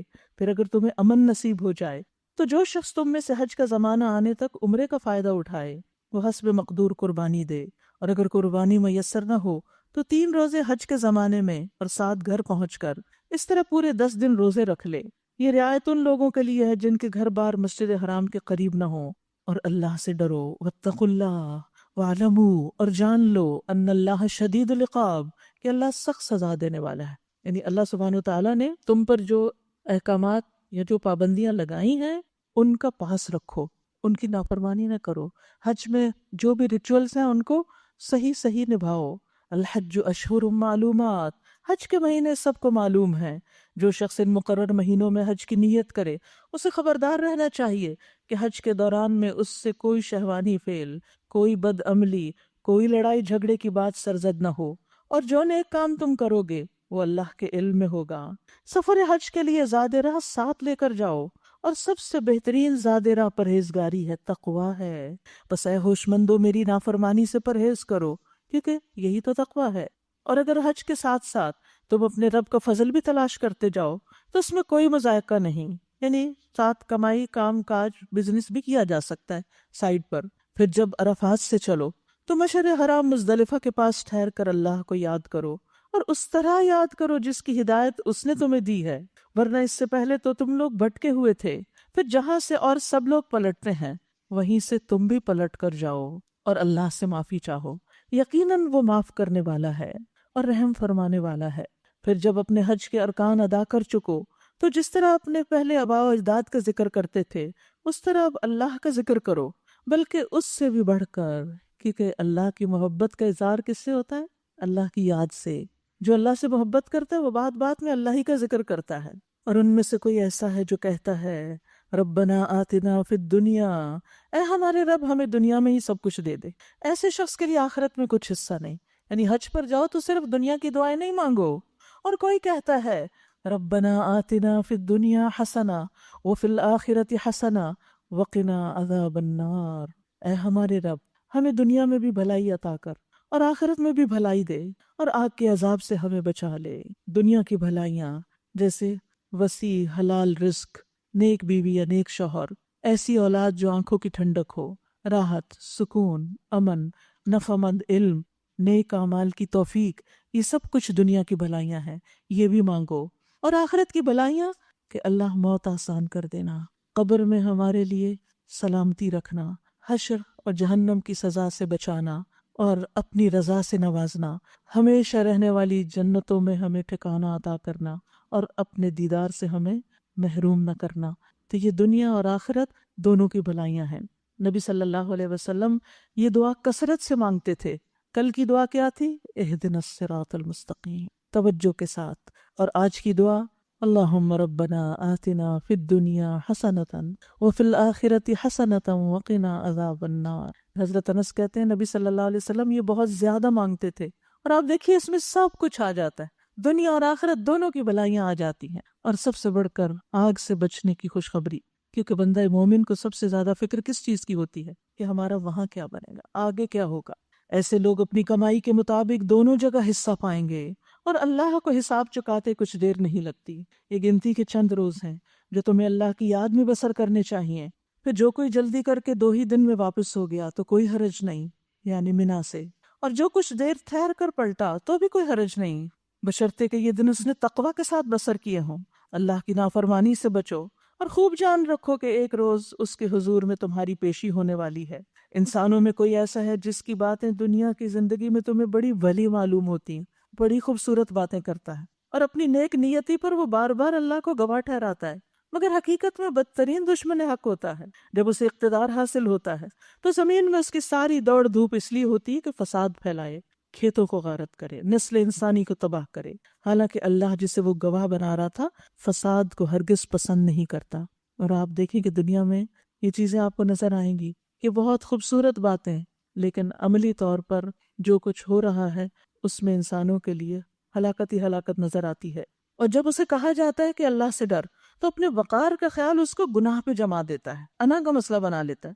ایسے شخص کے لیے تو بس جہنم ہی کافی ہے، وہی اس کی انا توڑے گی اور وہ بہت برا ٹھکانہ ہے. دوسری طرف انسانوں میں سے کوئی ایسا بھی ہے جو اللہ کی رضا کی طلب میں اپنی جان کھپا دیتا ہے، اور ایسے بندوں پر اللہ بہت مہربان ہے. اے ایمان لانے والو، تم پورے کے پورے اسلام میں داخل ہو جاؤ، پورے کے پورے. پک اینڈ چوز نہیں کرو، کوئی حکم تو دین کا اور کچھ اپنی مرضی کا اور کچھ لوگوں کی پسند کا نہیں، سارے کے سارے احکامات اللہ کی مرضی کے مطابق. اور شیطان کی پیروی نہ کرو کہ وہ تمہارا کھلا دشمن ہے، جو صاف صاف ہدایات تمہارے پاس آ چکی ہیں، اگر ان کو پا لینے کے بعد پھر تم نے لغزش کھائی تو خوب جان رکھو کہ اللہ سب پر غالب اور حکیم و دانا ہے۔ ان ساری نصیحتوں اور ہدایتوں کے بعد بھی لوگ سیدھے نہ ہوں تو کیا وہ اس بات کے منتظر ہیں کہ اللہ بادلوں کا چتر لگائے، فرشتوں کے پرے ساتھ لیے خود سامنے آ موجود ہو اور فیصلہ کر ڈالا جائے؟ یعنی پھر آخرت کا ہی انتظار ہے جب فیصلہ ہو جائے گا سب کے بیچ۔ آخرکار سارے معاملات پیش تو اللہ ہی کے حضور ہونے والے ہیں۔ بنی اسرائیل سے پوچھو کیسی کھلی کھلی نشانیاں ہم نے انہیں دکھائیں، اور پھر یہ بھی ان سے پوچھو کہ اللہ کی نعمت پانے کے بعد جو قوم اس کو شقاوت سے بدلتی ہے اللہ اسے کیسی سخت سزا دیتا ہے۔ یعنی جو اللہ کا شکر ادا نہیں کرتی پھر اللہ کی سزا کی مستحق ہو جاتی۔ جن لوگوں نے کفر کی راہ اختیار کی ان کے لیے دنیا کی زندگی بڑی محبوب اور دل پسند بنا دی گئی ہے۔ ایسے لوگ ایمان کی راہ اختیار کرنے والوں کا مذاق اڑاتے ہیں۔ جو خود دنیا میں ڈوبے ہوئے ہیں وہ اللہ کی طرف جانے والوں کا مذاق اڑاتے ہیں، مگر قیامت کے دن تقوی والے ہی ان کے مقابلے میں عالی مقام ہوں گے۔ رہا دنیا کا رزق تو اللہ کو اختیار ہے، جسے چاہے بے حساب دے، اس کے لیے مومن اور کافر کی قید نہیں۔ یاد رکھیے اللہ کے نزدیک سب سے زیادہ معزز تقوی والا انسان ہے، خواہ بندوں کی نظر میں اس کا کوئی مقام نہ ہو، خواہ بندے اس کو کوئی امپورٹنس نہ دیں، لیکن اگر اس کے دل میں اللہ کی محبت ہے، اللہ کا ڈر ہے، وہ گناہوں سے بچتا ہے تو وہ اللہ کے ہاں بہت عزت والا ہے، اور اصل عزت تو وہی ہے جو اللہ کے ہاں ہو۔ ابتدا میں سب لوگ ایک ہی طریقے پر تھے، پھر یہ حالت باقی نہ رہی اور اختلافات رونما ہوئے، تب اللہ نے نبی بھیجے جو راہ راست پر بشارت دینے والے اور کجروی کے نتائج سے ڈرانے والے تھے، اور ان کے ساتھ کتاب برحق نازل کی تاکہ حق کے بارے میں لوگوں کے درمیان جو اختلافات رونما ہو گئے تھے ان کا فیصلہ کرے۔ اور ان اختلافات کے رونما ہونے کی وجہ یہ نہ تھی کہ ابتدا میں لوگوں کو حق بتایا نہیں گیا تھا، اختلاف ان لوگوں نے کیا جنہیں حق کا علم دیا جا چکا تھا۔ حق جاننے کے بعد اختلاف کون کرتا ہے؟ انہوں نے روشن ہدایات پا لینے کے بعد محض اس لیے حق کو چھوڑ کر مختلف طریقے نکالے کہ وہ آپس میں زیادتی کرنا چاہتے تھے، آپس کی عداوت، آپس کی ضد اور دشمنی۔ بس جو لوگ انبیاء پر ایمان لے آئے انہیں اللہ نے اپنے اذن سے اس حق کا راستہ دکھا دیا جس میں لوگوں نے اختلاف کیا تھا۔ اللہ جسے چاہتا ہے راہ راست دکھاتا ہے۔ ام حسبتم ان تدخلوا الجنہ، پھر کیا تم لوگوں نے یہ سمجھ رکھا ہے کہ تمہیں یوں ہی جنت میں داخلہ مل جائے گا؟ جنت میں جانا اتنا آسان ہے؟ حالانکہ ابھی تم پر وہ سب کچھ نہیں گزرا جو تم سے پہلے ایمان لانے والوں پر گزر چکا۔ ان پر سختیاں گزریں، مصیبتیں آئیں، ہلا مارے گئے، حتیٰ کہ وقت کا رسول اور اس کے ساتھی اہل ایمان چیخ اٹھے کہ اللہ کی مدد کب آئے گی۔ اس وقت انہیں تسلی دی گئی کہ ہاں اللہ کی مدد قریب ہے۔ یسألونک، ایک اور سوال آ گیا، لوگ پوچھتے ہیں ہم کیا خرچ کریں، کہاں خرچ کریں؟ جواب دو کہ جو مال بھی تم خرچ کرو اپنے والدین پر۔ آپ سوچ رہے ہوں گے بیوی بچوں پہ کیوں نہیں؟ اس لیے کہ وہ تو فرض ہے، نان نفقہ فرض ہے۔ یہاں دل کی خوشی سے دیے جانے والے مال کی بات ہے، تو سب سے پہلا حق احسان کا والدین کے ساتھ، والدین پر، رشتہ داروں پر۔ یاد رکھیے اس معاملے میں ضروری نہیں کہ والدین فقیر غریب ہوں تو ان کو دیں، وہ ملینئر بھی ہوں پھر بھی والدین کو کچھ نہ کچھ دیتے رہیں، کوئی نہ کوئی تحفہ، کیونکہ یہ ان کا دل خوش کرنے کی بات ہوگی۔ ان کا دل خوش کرنے کے لیے ضروری نہیں کہ وہ ضرورت مند ہوں۔ اور آپ نے دیکھا ہوگا کہ جب وہ بڑے ہو جاتے ہیں نا تو بچے جو کچھ دیتے ہیں وہ آگے صدقہ کرتے رہتے ہیں، اور بعض اوقات آپ کی چیزیں ان کو دے دیتے ہیں جن کو آپ پسند نہیں کرتے، پھر بھی دیتے رہا کریں، کیونکہ آپ تو اللہ کے لیے دے رہے ہیں نا، اللہ کو خوش کرنے کے لیے۔ پھر دیگر رشتہ داروں پر، یتیموں پر، مسکینوں اور مسافروں کو، پیچھے بھی یہی ترتیب گزری۔ اور جو بھلائی بھی تم کرو گے اللہ اس سے باخبر ہوگا۔ لوگ اکنالج نہ کریں، لوگ شکریہ ادا نہ کریں، لیکن جب تم نے دے دیا تو اللہ نے لکھ لیا، اللہ کو پتا ہے تم دے رہے ہو، بس اس کا جاننا کافی ہے۔ شہرت کی توقع نہ رکھو، ریاکاری اور دکھاوا نہ کرو، احسان مت جتاؤ۔ پھر فرمایا تمہیں جنگ کا حکم دیا گیا اور وہ تمہیں ناگوار ہے۔ مدینہ آنے کے بعد ظاہر ہے کہ مشرکین نے پھر بھی نہیں چھوڑا، مکہ سے بار بار حملہ کرنے کی تیاریاں کر کے آ جاتے، تو مسلمانوں کو بھی حکم دیا گیا کہ اب تم جواب دو ان کو، لیکن وہ ان کو ناگوار ہوا۔ مومن کو قتال اس لیے ناپسند نہیں ہوتا کہ اللہ کا حکم ہے، نہیں، وہ طبیعت میں ویسے ہی گراں گزرتا ہے نا، مشکل کام ہے، اس میں مال پہ بھی بوجھ پڑتا ہے، نفس کی مشقت بھی ہوتی ہے، جان بھی خطرے میں ہوتی ہے، اس لیے ذرا مشکل کام لگتا ہے۔ اور اسی طرح دیگر ایسے کام جس میں ہماری جان مال وقت لگے وہ بھی ذرا ہمیں مشکل لگتے ہیں۔ ایسا نہیں کہ وہ ہمیں پسند نہیں ہوتے، پسند بھی ہوتے ہیں پھر بھی تھک جاتے ہیں، کبھی مشکل ہو جاتی ہے۔ تو ایسے میں نفس کے خلاف چلنا ہی اصل جہاد ہے۔ حدیث میں آتا المجاہد من جاہد نفسہ فی طاعت اللہ، مجاہد وہ ہوتا ہے جو اللہ کی اطاعت کے معاملے میں اپنے نفس سے جہاد کرے، چاہے وہ چھوٹا کام ہو یا بڑا۔ اور افضل جہاد کیا ہے؟ فرمایا رسول اللہ صلی اللہ علیہ وسلم نے، اللہ عز و جل کی ذات کی خاطر تیرا اپنے نفس اور خواہش سے جہاد کر، اپنی خواہشات کو کنٹرول کرنا افضل جہاد ہے۔ اور پھر اگر اللہ کے حکم سے کہیں اور جانے کا ہو تو بھی وہاں بھی نفس کا جہاد ہوتا ہے، وہاں بھی انسان کو بہت سی خواہشات قربان کرنی پڑتی ہیں۔ اور پھر فرمایا، بہت ہی خوبصورت بات ہے یہ، وَأَسَىٰ أَن تَكْرَهُوا شَيْئًا، ہو سکتا ہے ایک چیز تمہیں بہت ناپسند ہو، وَهُوَ خَيْرٌ لَكُمْ، اور وہ تمہارے حق میں بہت اچھی ہو۔ دوا کس کو پسند ہوتی، لیکن دوا کھائے بغیر گزارا بھی نہیں ہوتا۔ تو بہت سی چیزیں زندگی میں ناگوار ناپسندیدہ ہوتی ہیں، لیکن وہ ہمارے لیے باعث شفا ہوتی۔ آزمائشیں بھی انسان کو مہذب بناتی ہیں، میچور بناتی ہیں۔ وَعَسَىٰ أَن تُحِبُّوا شَيْئًا وَهُوَ شَرٌّ لَكُمْ، ہو سکتا ہے کہ ایک چیز تم بہت پسند کرو اور وہی تمہارے حق میں اچھی نہ ہو، شر ہو۔ وَاللَّهُ يَعْلَمُ وَأَنْتُمْ لَا تَعْلَمُونَ، اللہ جانتا ہے تم نہیں جانتے، لہٰذا اللہ کے احکامات کے آگے سرنگوں کر دو۔ آپ دیکھیے، میٹھا کس کو نہیں پسند ہوتا؟ ہارڈلی کوئی ایک آدھ ہوگا جو کہے میں میٹھا نہیں کھاتا۔ حلوے کا مذاق بھی اڑاتے ہیں اور حلوہ سب کھاتے بھی ہیں، اور حلوے کا اب نیا نام ہے چاکلیٹ، وہ تو سبھی کو پسند ہے۔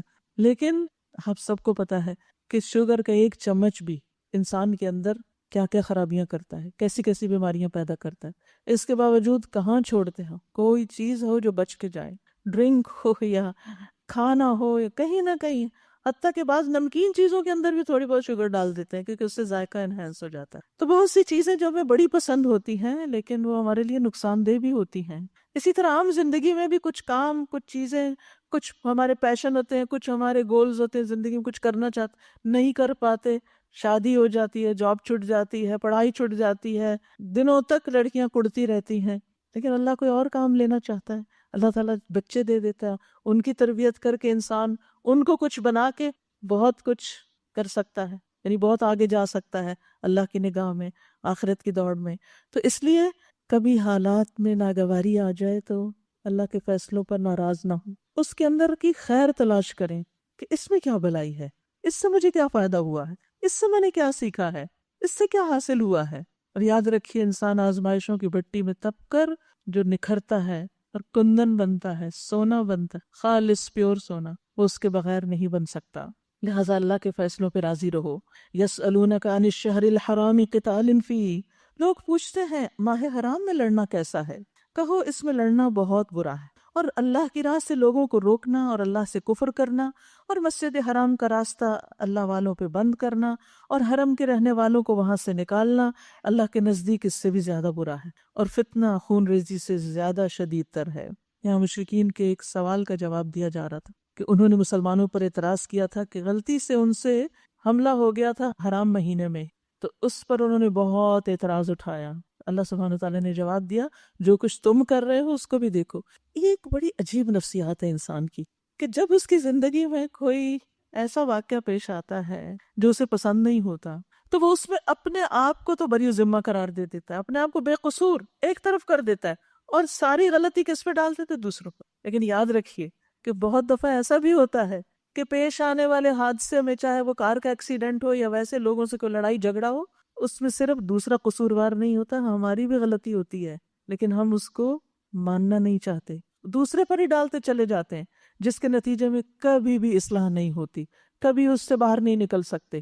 یاد رکھیے، جہاں کوئی حادثہ ہو، کوئی انسیڈنٹ، کوئی ایکسیڈنٹ، جہاں کوئی ناگوار صورتحال ہو، ضرور دیکھیے اس میں کتنی قصوروار ہوں، اور اگر اپنا قصور نظر آ جائے اور اپنی اصلاح ہو جائے تو دوسری طرف بھی اصلاح ہونے لگے گی۔ فرمایا، اور وہ تم سے لڑتے ہی جائیں گے حتیٰ کہ اگر ان کا بس چلے تو تمہیں تمہارے دین سے پھیر لے جائیں۔ خوب سمجھ لو کہ تم میں سے جو کوئی اس دین سے پھرے گا اور کفر کی حالت میں جان دے گا، اس کے اعمال دنیا اور آخرت دونوں میں ضائع ہو جائیں گے، ایسے سب لوگ جہنمی ہیں۔ اللہ اکبر۔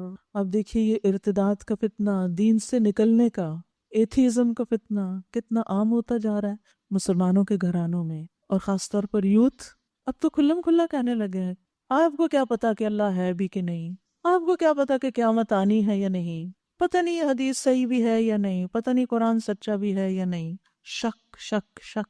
اور دین سے پھرنا. ماں باپ مسلمان ہیں، نمازی ہیں، دیندار ہیں، اور اولاد کچھ اور ہی طرف جا رہی ہے. فکر کیجیے ان کی، ان کے ایمان کی، ان کے لیے دعائیں کیجیے، ان کے لیے ایسے طریقے اختیار کیجیے کہ ان کا ایمان بچ سکے، کیونکہ ایمان سب سے قیمتی چیز ہے. کیونکہ اگر ایمان چلا گیا، جو دین سے پھر گیا اور کفر کی حالت میں جان دی اس نے، اس کے اعمال جو اچھے بھی اس نے کیے دنیا اور آخرت دونوں میں ضائع ہو جائیں گے. نہ اس کا نماز جنازہ ہے، نہ اس کے لیے توبہ ہے، نہ اس کے لیے پھر کوئی دعا کر سکتا ہے. ایسے سب لوگ جہنمی اور ہمیشہ جہنم میں رہیں گے. بخلاف اس کے جو لوگ ایمان لائے ہیں اور جنہوں نے اللہ کی راہ میں اپنا گھر بار چھوڑا اور اللہ کی راہ میں جد و جہد کی، وہ رحمت الہی کے جائز امیدوار ہیں. اللہ ان کی لغزشوں کو معاف کرنے والا اور اپنی رحمت سے انہیں نوازنے والا ہے. پوچھتے ہیں شراب اور جوئے کا کیا حکم ہے؟ کہیے ان دونوں چیزوں میں بڑی خرابی ہے. اگرچہ ان میں لوگوں کے لیے کچھ فائدے بھی ہیں، مگر ان کا گناہ ان کے فائدے سے بہت زیادہ ہے. تو جس چیز کا گناہ زیادہ ہو اسے چھوڑ دینا چاہیے. پھر بھی لوگ پوچھتے قرآن میں کہاں لکھا ہے شراب حرام ہے؟ جب اللہ نے کہا گناہ کا کام ہے تو گناہ کا کام حلال ہوتا ہے؟ نہیں. پوچھتے ہیں ہم اللہ کے راستے میں کیا خرچ کریں؟ ایک اور سوال دوبارہ خرچ کرنے کے بارے میں، کیونکہ انسان دینا بھی چاہتا ہے اور پھر کبھی نہیں بھی دینا چاہتا تو بار بار ایسے سوال کرتا ہے. کہیے جو کچھ تمہاری ضرورت سے ایکسٹرا ہے، ایکسٹراز کو نکال دو. اس طرح اللہ تمہارے لیے صاف صاف احکام بیان کرتا ہے، شاید کہ تم دنیا اور آخرت دونوں کی فکر کرو. پوچھتے ہیں یتیموں کے ساتھ کیا معاملہ کیا جائے؟ another question. کہو جس طرز عمل میں ان کے لیے بھلائی ہو وہی اختیار کرنا بہتر ہے. اگر تم اپنا اور ان کا خرچ اور رہنا سہنا اکٹھا رکھو تو اس میں کوئی مذائقہ نہیں. آخر وہ تمہارے بھائی بند ہی تو ہیں. برائی کرنے والے اور بھلائی کرنے والے دونوں کا حال اللہ پر روشن ہے. اللہ چاہتا تو اس معاملے میں تم پر سختی کرتا، مگر وہ صاحب اختیار ہونے کے ساتھ صاحب حکمت بھی ہے. تم مشرک عورتوں سے ہرگز نکاح نہ کرنا جب تک وہ ایمان نہ لے آئیں. ایک مومن لونڈی مشرک شریف زادی سے بہتر ہے، اگرچہ وہ تمہیں بہت پسند ہو. تمہیں اس سے عشق بھی ہو گیا ہو تو بھی نہیں جب تک وہ ایمان نہ لائے. اور اپنی عورتوں کے نکاح مشرک مردوں سے کبھی نہ کرنا جب تک وہ ایمان نہ لے آئیں. ایک مومن غلام مشرک شریف سے بہتر ہے اگرچہ تمہیں بہت پسند ہو. یہ لوگ تمہیں آگ کی طرف بلاتے ہیں اور اللہ اپنے اذن سے تمہیں جنت اور مغفرت کی طرف بلاتا ہے، اور وہ اپنے احکام واضح طور پر لوگوں کے سامنے بیان کرتا ہے. توقع ہے کہ وہ سبق لیں گے اور نصیحت قبول کریں گے. یاد رکھیے انسان جن لوگوں کے ساتھ اٹھتا بیٹھتا رہتا سہتا ہے، جن کی کمپنی اختیار کرتا ہے، ان کا اثر لازماً قبول کرتا ہے. اسی لیے نبی صلی اللہ علیہ وسلم نے فرمایا مومن کے سوا کسی کی صحبت اختیار نہ کرو، اور تمہارا کھانا متقی کے سوا کوئی نہ کھائے. یعنی گھروں میں جو تم لوگوں کو انوائٹ کرتے ہو اور کھانا کھلاتے، وہی مجلسیں ہوتی ہیں نا محبت کی، دوستی کی. انسان کھانے پہ کس کو بلاتا ہے؟ جس سے محبت ہوتی ہے، کوئی تعلق ہوتا ہے. تو پھر کیا ہوتا ہے؟ جہاں کھانا ہوتا ہے وہاں بڑی خوشگوار فضا ہوتی ہے، بات چیت ہوتی ہے، اور ان مجلسوں سے پھر ان پارٹیز سے ہم بہت کچھ لے کے اٹھتے ہیں. اچھا ہو تو اچھا لے کے اٹھتے ہیں، اور اگر منفی سوچیں ہوں تو وہ ہمارے اندر بھی ٹرانسفر ہوتی. تو شادی تو زندگی بھر کا نباہ ہے، اس میں تو پھر ایمان کے بغیر گزارا نہیں. کیونکہ اگر دوسرا فریق اسپاؤس جو ہے اس کے اندر دین نہیں، ایمان نہیں، تو تمہارے دین کو بھی خطرہ لاحق ہو جائے گا. ایک اور سوال، وَيَسْأَلُونَكَ عَنِ الْمَحِيضِ، پوچھتے ہیں حیض کا کیا حکم ہے؟ یہ مینسٹریشن کیا چیز ہے؟ کہیے وہ ایک گندگی کی حالت ہے، ناپاکی کی حالت ہے. اس میں عورتوں سے الگ رہو، یعنی سیکشول انٹرکورس نہیں، اور ان کے قریب نہ جاؤ جب تک کہ وہ پاک صاف نہ ہو جائیں. پھر جب وہ پاک ہو جائیں، غسل کر لیں، تو ان کے پاس جاؤ، اس طرح جیسے اللہ نے تمہیں حکم دیا ہے. یعنی ان نیچرل طریقے اختیار نہ کرو، بلکہ اللہ کے بتائے ہوئے طریقے کے مطابق عورتوں سے فائدہ اٹھاؤ. اللہ ان لوگوں کو پسند کرتا ہے جو بدی سے باز رہیں اور پاکیزگی اختیار کریں. تمہاری عورتیں تمہاری کھیتیاں ہیں. کھیت سے انسان کو بہت محبت ہوتی. جو لوگ زمینوں والے ان کو معلوم ہے کہ زمینوں کے لیے وہ جان تک دے دیتے ہیں. تمہیں اختیار ہے جس طرح چاہو اپنی کھیتی میں جاؤ، مگر جس طرح چاہو سے مراد یعنی کہ کوئی وقت کی پابندی نہیں، یعنی سوائے روزے رمضان وغیرہ کے، ورنہ ایک شوہر اپنی بیوی کے ساتھ کسی وقت بھی تعلق قائم کر سکتا ہے. اس میں دن رات صبح شام کی کوئی قید نہیں. مگر اپنے مستقبل کی فکر کرو اور اللہ کی ناراضگی سے بچو. یعنی یہاں پر بھی اپنے بیڈ روم کے اندر بھی تقوی اختیار کرو. کوئی ایسا طریقہ اختیار نہ کرو جو اللہ کو ناراض کرنے والا ہو. یاد رکھو عورت کے اوپر ظلم نہ ہو، زیادتی نہ ہو، اسے تکلیف نہ ہو. اس کے جذبات اور احساسات کا بھی خیال رکھو. یہی تقوی ہے. یاد رکھو تمہیں ایک دن اس سے ملنا ہے. اللہ سے ملاقات ہوگی تمہاری، کیا جواب دو گے اس کو؟ اور خوشخبری دے دو ان لوگوں کو جو مومن ہیں۔ پھر فرمایا اللہ کے نام کو ایسی قسمیں کھانے کے لیے استعمال نہ کرو جن سے مقصود نیکی اور تقوی اور اللہ کے بندوں کی بھلائی کے کاموں سے باز رہنا ہو۔ اللہ تمہاری ساری باتیں سن رہا ہے اور سب کچھ جانتا ہے۔ جو بے معنی قسمیں تم بلا ارادہ کھاتے ہو ان پر اللہ نہیں پکڑتا، مگر جو قسمیں تم سچے دل سے کھاتے ہو ان کی باز پرس وہ ضرور کرے گا۔ اللہ بہت درگزر کرنے والا اور بردبار ہے۔ جو لوگ اپنی عورتوں سے تعلق نہ رکھنے کی قسم کھا بیٹھتے ہیں ان کے لیے 4 مہینے کی مہلت ہے۔ اگر انہوں نے رجوع کر لیا تو اللہ معاف کرنے والا ہے اور رحیم ہے، اور اگر انہوں نے طلاق ہی کی ٹھان لی ہو تو جان لیں کہ اللہ سب کچھ سنتا اور جانتا ہے۔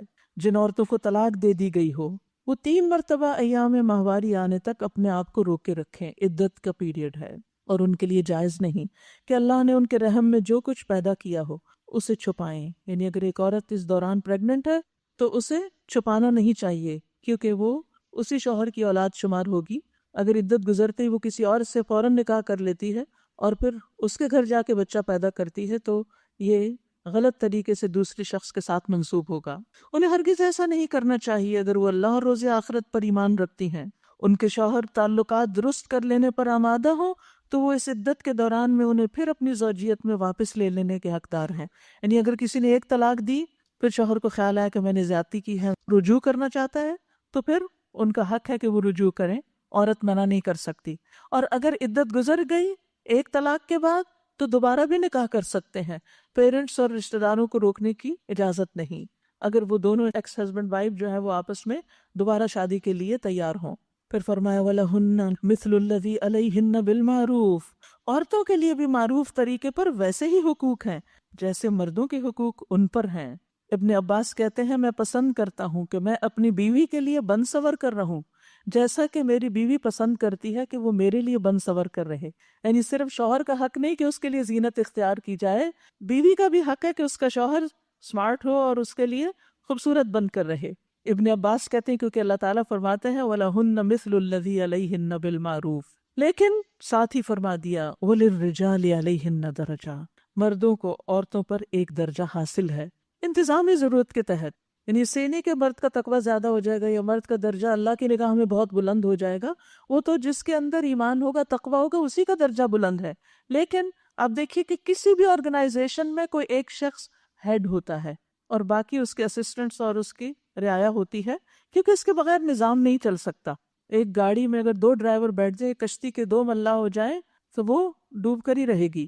اس لیے ایک الٹیمیٹ اتھارٹی ہوتی ہے، اگرچہ حکم کیا ہے کسی بھی لیڈر کو کہ وہ اپنے ساتھیوں کے ساتھ اور اپنے ماتحتوں کے ساتھ مشورے کے ساتھ چلے، اور سب پر اللہ غالب اقتدار رکھنے والا اور حکیم و دانا ہے۔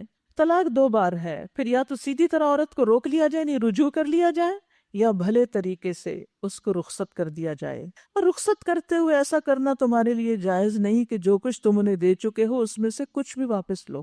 طلاق دی ہے، سارے گفٹ ساتھ جائیں گے، اور اس کا حق کے مہر بھی ساتھ جائے گا، کچھ بھی نہیں لے سکتے۔ ہاں اگر عورت خلا لیتی ہے تو پھر اور بات ہے، البتہ یہ صورت مستثنا ہے کہ زوجین کو اللہ کی حدود پر قائم نہ رہ سکنے کا اندیشہ ہو۔ ایسی صورت میں اگر تمہیں یہ خوف ہو کہ وہ دونوں حدود الہی پر قائم نہ رہیں گے تو دونوں کے درمیان یہ معاملہ ہو جانے میں مذائقہ نہیں کہ عورت شوہر کو کچھ معاوضہ دے کر علیحدگی حاصل کر لے۔ یہ اللہ کی مقرر کردہ حدود ہیں، یعنی خلا لے لے، ان سے تجاوز نہ کرو، اور جو لوگ حدود الہی سے تجاوز کریں وہی ظالم ہیں۔ پھر اگر 2 بار طلاق دینے کے بعد شوہر نے عورت کو تیسری بار طلاق دے دی تو وہ عورت پھر اس کے لیے حلال نہ ہوگی، الا یہ کہ اس کا نکاح کسی دوسرے شخص سے ہو اور وہ اسے خود طلاق دے۔ حلالہ کرنے والا کرانے والا سب پر لعنت ہے۔ جان بوجھ کے کسی سے وقتی نکاح کرا کے پھر اسے طلاق دلوا کے دوبارہ پھر اس عورت سے نکاح کیا جائے، یہ درست نہیں۔ ہاں اگر اس عورت نے طلاق کے بعد عدت گزارنے کے بعد کہیں شادی کر لی، اتفاق ہوا وہ شوہر فوت ہو گیا یا اس نے بھی طلاق دے دی تو پہلا شوہر دوبارہ نکاح کر سکتا ہے، ادروائز تیسری طلاق کے بعد نکاح نہیں ہو سکتا۔ پہلی طلاق کے بعد، 1 طلاق کے بعد ہو سکتا ہے، 2 طلاق کے بعد ہو سکتا ہے عدت اگر گزر جائے، لیکن تیسری دفعہ بات ختم۔ تب اگر شوہر اور یہ عورت دونوں خیال کریں کہ حدود الہی پر قائم رہیں گے تو ان کے لیے ایک دوسرے کی طرف رجوع کرنے میں کوئی مذائقہ نہیں ہے۔ لوگ اس کو برا مانتے ہیں مگر یہ کوئی برائی نہیں، یہ اللہ کی مقرر کردہ حدیں ہیں جنہیں وہ ان لوگوں کی ہدایت کے لیے واضح کر رہا ہے جو اس کی حدوں کو توڑنے کا انجام جانتے ہیں۔ اور جب تم عورتوں کو طلاق دے دو اور ان کی عدت پوری ہونے کو آ جائے تو یا بھلے طریقے سے انہیں روک لو یا بھلے طریقے سے رخصت کر دو، محض ستانے کی خاطر انہیں مت روکنا کہ یہ زیادتی ہوگی۔ یاد رکھیے کہ طلاق کے آداب جو یہاں بتائے جا رہے ہیں ان میں ہم سب کے لیے گہرا سبق ہے، اور وہ سبق کیا ہے؟ نمبر 1، علیحدگی کے باوجود بھی دوبارہ ملنے کا امکان ہے۔ عام روزمرہ زندگی میں بھی کسی سے لڑائی ہو جائے، کچھ ہو جائے تو دوبارہ بھی دوستی ہو سکتی ہے۔ طلاق سے پہلے بھی ہسبینڈ وائف کے بیچ میں اگر کچھ کٹ پٹ ہے، لڑائی جھگڑا ہے، تو پھر دوبارہ صلح بھی ہو سکتی ہے، کیونکہ دل بدلتے رہتے ہیں۔ اسی طرح طلاق جیسا جذباتی فیصلہ وہ بھی صبر کے ساتھ غیر جذباتی انداز میں ہونا چاہیے اور پراپر طریقے سے سوچ سمجھ کے طلاق دینی چاہیے۔ اور جب تم عورتوں کو طلاق دے دو اور ان کی مدت پوری ہونے کو آ جائے تو یا بھلے طریقے سے روک لو یا رخصت کر دو، ستانے کی خاطر نہ روکنا، یہ زیادتی ہوگی۔ جو ایسا کرے گا اپنے آپ پہ ظلم کرے گا۔ اللہ کی آیات کا کھیل نہ بناؤ، بھول نہ جاؤ کہ اللہ نے کس نعمت عظمیٰ سے تمہیں سرفراز کیا۔ وہ تمہیں نصیحت کرتا ہے کہ جو کتاب اور حکمت اس نے تم پہ نازل کی ہے اس کا احترام ملحوظ رکھو، اللہ سے ڈرو اور خوب جان لو کہ اللہ کو ہر بات کی خبر ہے۔ جب تم اپنی عورتوں کو طلاق دے چکو اور وہ اپنی عدت کو پورا کر لیں تو پھر اس میں رکاوٹ نہ ڈالو کہ وہ اپنے زیر تجویز شوہروں سے نکاح کر لیں، جبکہ وہ معروف طریقے سے باہم نکاح پر راضی ہوں۔ تمہیں نصیحت کی جاتی کہ ایسی حرکت ہرگز نہ کرنا۔ اگر تم اللہ اور روز آخر پر ایمان لانے والے ہو تو تمہارے لیے شائستہ اور پاکیزگی کا طریقہ یہی ہے کہ اس سے باز رہو۔ اللہ جانتا ہے، تم نہیں جانتے۔ جو باپ چاہتے ہوں کہ ان کی اولاد پوری مدت رضاعت تک دودھ پیے تو مائیں اپنے بچوں کو کامل 2 سال دودھ پلائیں۔ اس صورت میں بچے کے باپ کو معروف طریقے سے انہیں کھانا کپڑا دینا ہوگا، یعنی طلاق کے بعد بھی عورت کو نان نفقہ دینا ہوگا کیونکہ بچہ ان کا دودھ پی رہا ہے، مگر کسی پر اس کی وسعت سے بڑھ کر بوجھ نہیں ڈالنا چاہیے۔ نہ تو ماں کو اس وجہ سے تکلیف میں ڈالا جائے کہ بچہ اس کا ہے، اور نہ باپ کو ہی اس وجہ سے تنگ کیا جائے کہ بچہ اس کا ہے، یعنی اس معاملے کو بھی جھگڑے کا ذریعہ نہ بنائے۔ دودھ پلانے والی کا یہ حق جیسا بچے کے باپ پر ہے ویسا ہی اس کے وارث پر بھی ہے، یعنی فوتگی کی شکل میں۔ لیکن اگر فریقین باہمی رضامندی اور مشورے سے دودھ چھڑانا چاہیں تو ایسا کرنے میں بھی کوئی حرج نہیں۔ ٹھیک ہے، بچے کو کچھ کمی تو آئے گی لیکن گناہ نہیں کہ اگر بہت مشکل ہو جائے دودھ پلانا بعد میں۔ اور اگر تمہارا خیال اپنی اولاد کو کسی غیر عورت سے دودھ پلوانے کا ہو تو اس میں بھی کوئی حرج نہیں، یعنی یہ بھی کوئی گناہ کی بات نہیں، بشرطے کہ اس کا جو کچھ معاوضہ طے کرو وہ معروف طریقے پر ادا کرو۔ اللہ سے ڈرو اور جان رکھو کہ جو کچھ تم کرتے ہو سب اللہ کی نظر میں ہے۔ تم میں سے جو لوگ مر جائیں ان کے پیچھے اگر ان کی بیویاں زندہ ہوں تو اپنے آپ کو 4 مہینے 10 دن روکیں۔ طلاق کی عدت 3 ماہ، فوتگی کی عدت 4 ماہ 10 دن۔ کیونکہ طلاق میں تو وہ جان چھڑانا چاہتا ہے نا ایک دوسرے سے، تو وہ کم وقت ہے، صرف 3 مہینے اس لیے رکھے کہ پریگننسی کا پتہ چل جائے، اور شوہر کی وفات عورت کے لیے بہت بڑا صدمہ ہوتا، اس سے باہر نکلنے کے لیے زیادہ وقت اس کو دیا گیا۔ پھر جب ان کی عدت پوری ہو جائے تو انہیں اختیار ہے اپنی ذات کے معاملے میں معروف طریقے سے جو چاہیں کریں، تم پر اس کی کوئی ذمہ داری نہیں۔ یاد رکھیے عدت کی حالت میں عورت کو ہر طرح کی زینت میک اپ سے پرہیز کرنا چاہیے، بہت رنگین کپڑوں کو پہننے سے بچنا چاہیے۔ جب عدت پوری ہو جائے عورت شادی دوبارہ کرنا چاہے تو اپنی ذات کے معاملے میں معروف طریقے سے جو چاہیں انہیں اختیار ہے، تم پہ کوئی ذمہ داری نہیں۔ اللہ تم سب کے اعمال سے باخبر ہے۔ زمانہ عدت میں خواہ تم ان بیوہ عورتوں کے ساتھ منگنی کا ارادہ اشارے کنارے میں ظاہر کرو، خواہ دل میں چھپائے رکھو، دونوں صورتوں میں کوئی مذائقہ نہیں۔ اللہ جانتا ہے کہ ان کا خیال تو تمہارے دل میں آئے گا ہی، مگر دیکھو خفیہ عہد و پیمان نہ کرنا، چھپ چھپ کے باتیں نہیں، چھپ چھپ کے رشتہ نہیں، معروف طریقے سے شادی۔ اگر کوئی بات کرنی ہے تو معروف طریقے سے کرو، اور عقد نکاح باندھنے کا فیصلہ اس وقت تک نہ کرو جب تک کہ عدت پوری نہ ہو جائے۔ عدت میں دوسرا نکاح نہیں ہو سکتا۔ خوب سمجھ لو کہ اللہ تمہارے دلوں کا حال تک جانتا ہے، لہٰذا اس سے ڈرو، اور یہ بھی جان لو کہ اللہ بردبار ہے، درگزر فرماتا ہے۔ تم پر کچھ گناہ نہیں اپنی عورتوں کو اگر طلاق دے دو اس سے پہلے کہ ہاتھ لگانے کی نوبت آئے یا مہر مقرر ہو، یعنی صرف نکاح ہوا، رخصتی نہیں ہوئی، مہر نہیں مقرر ہوا۔ اس صورت میں انہیں کچھ نہ کچھ دینا ضرور چاہیے۔ اگر خلوت نہ ہوئی ہو، اگر خلوت ہو تو پھر تو پورا مہر ہوگا۔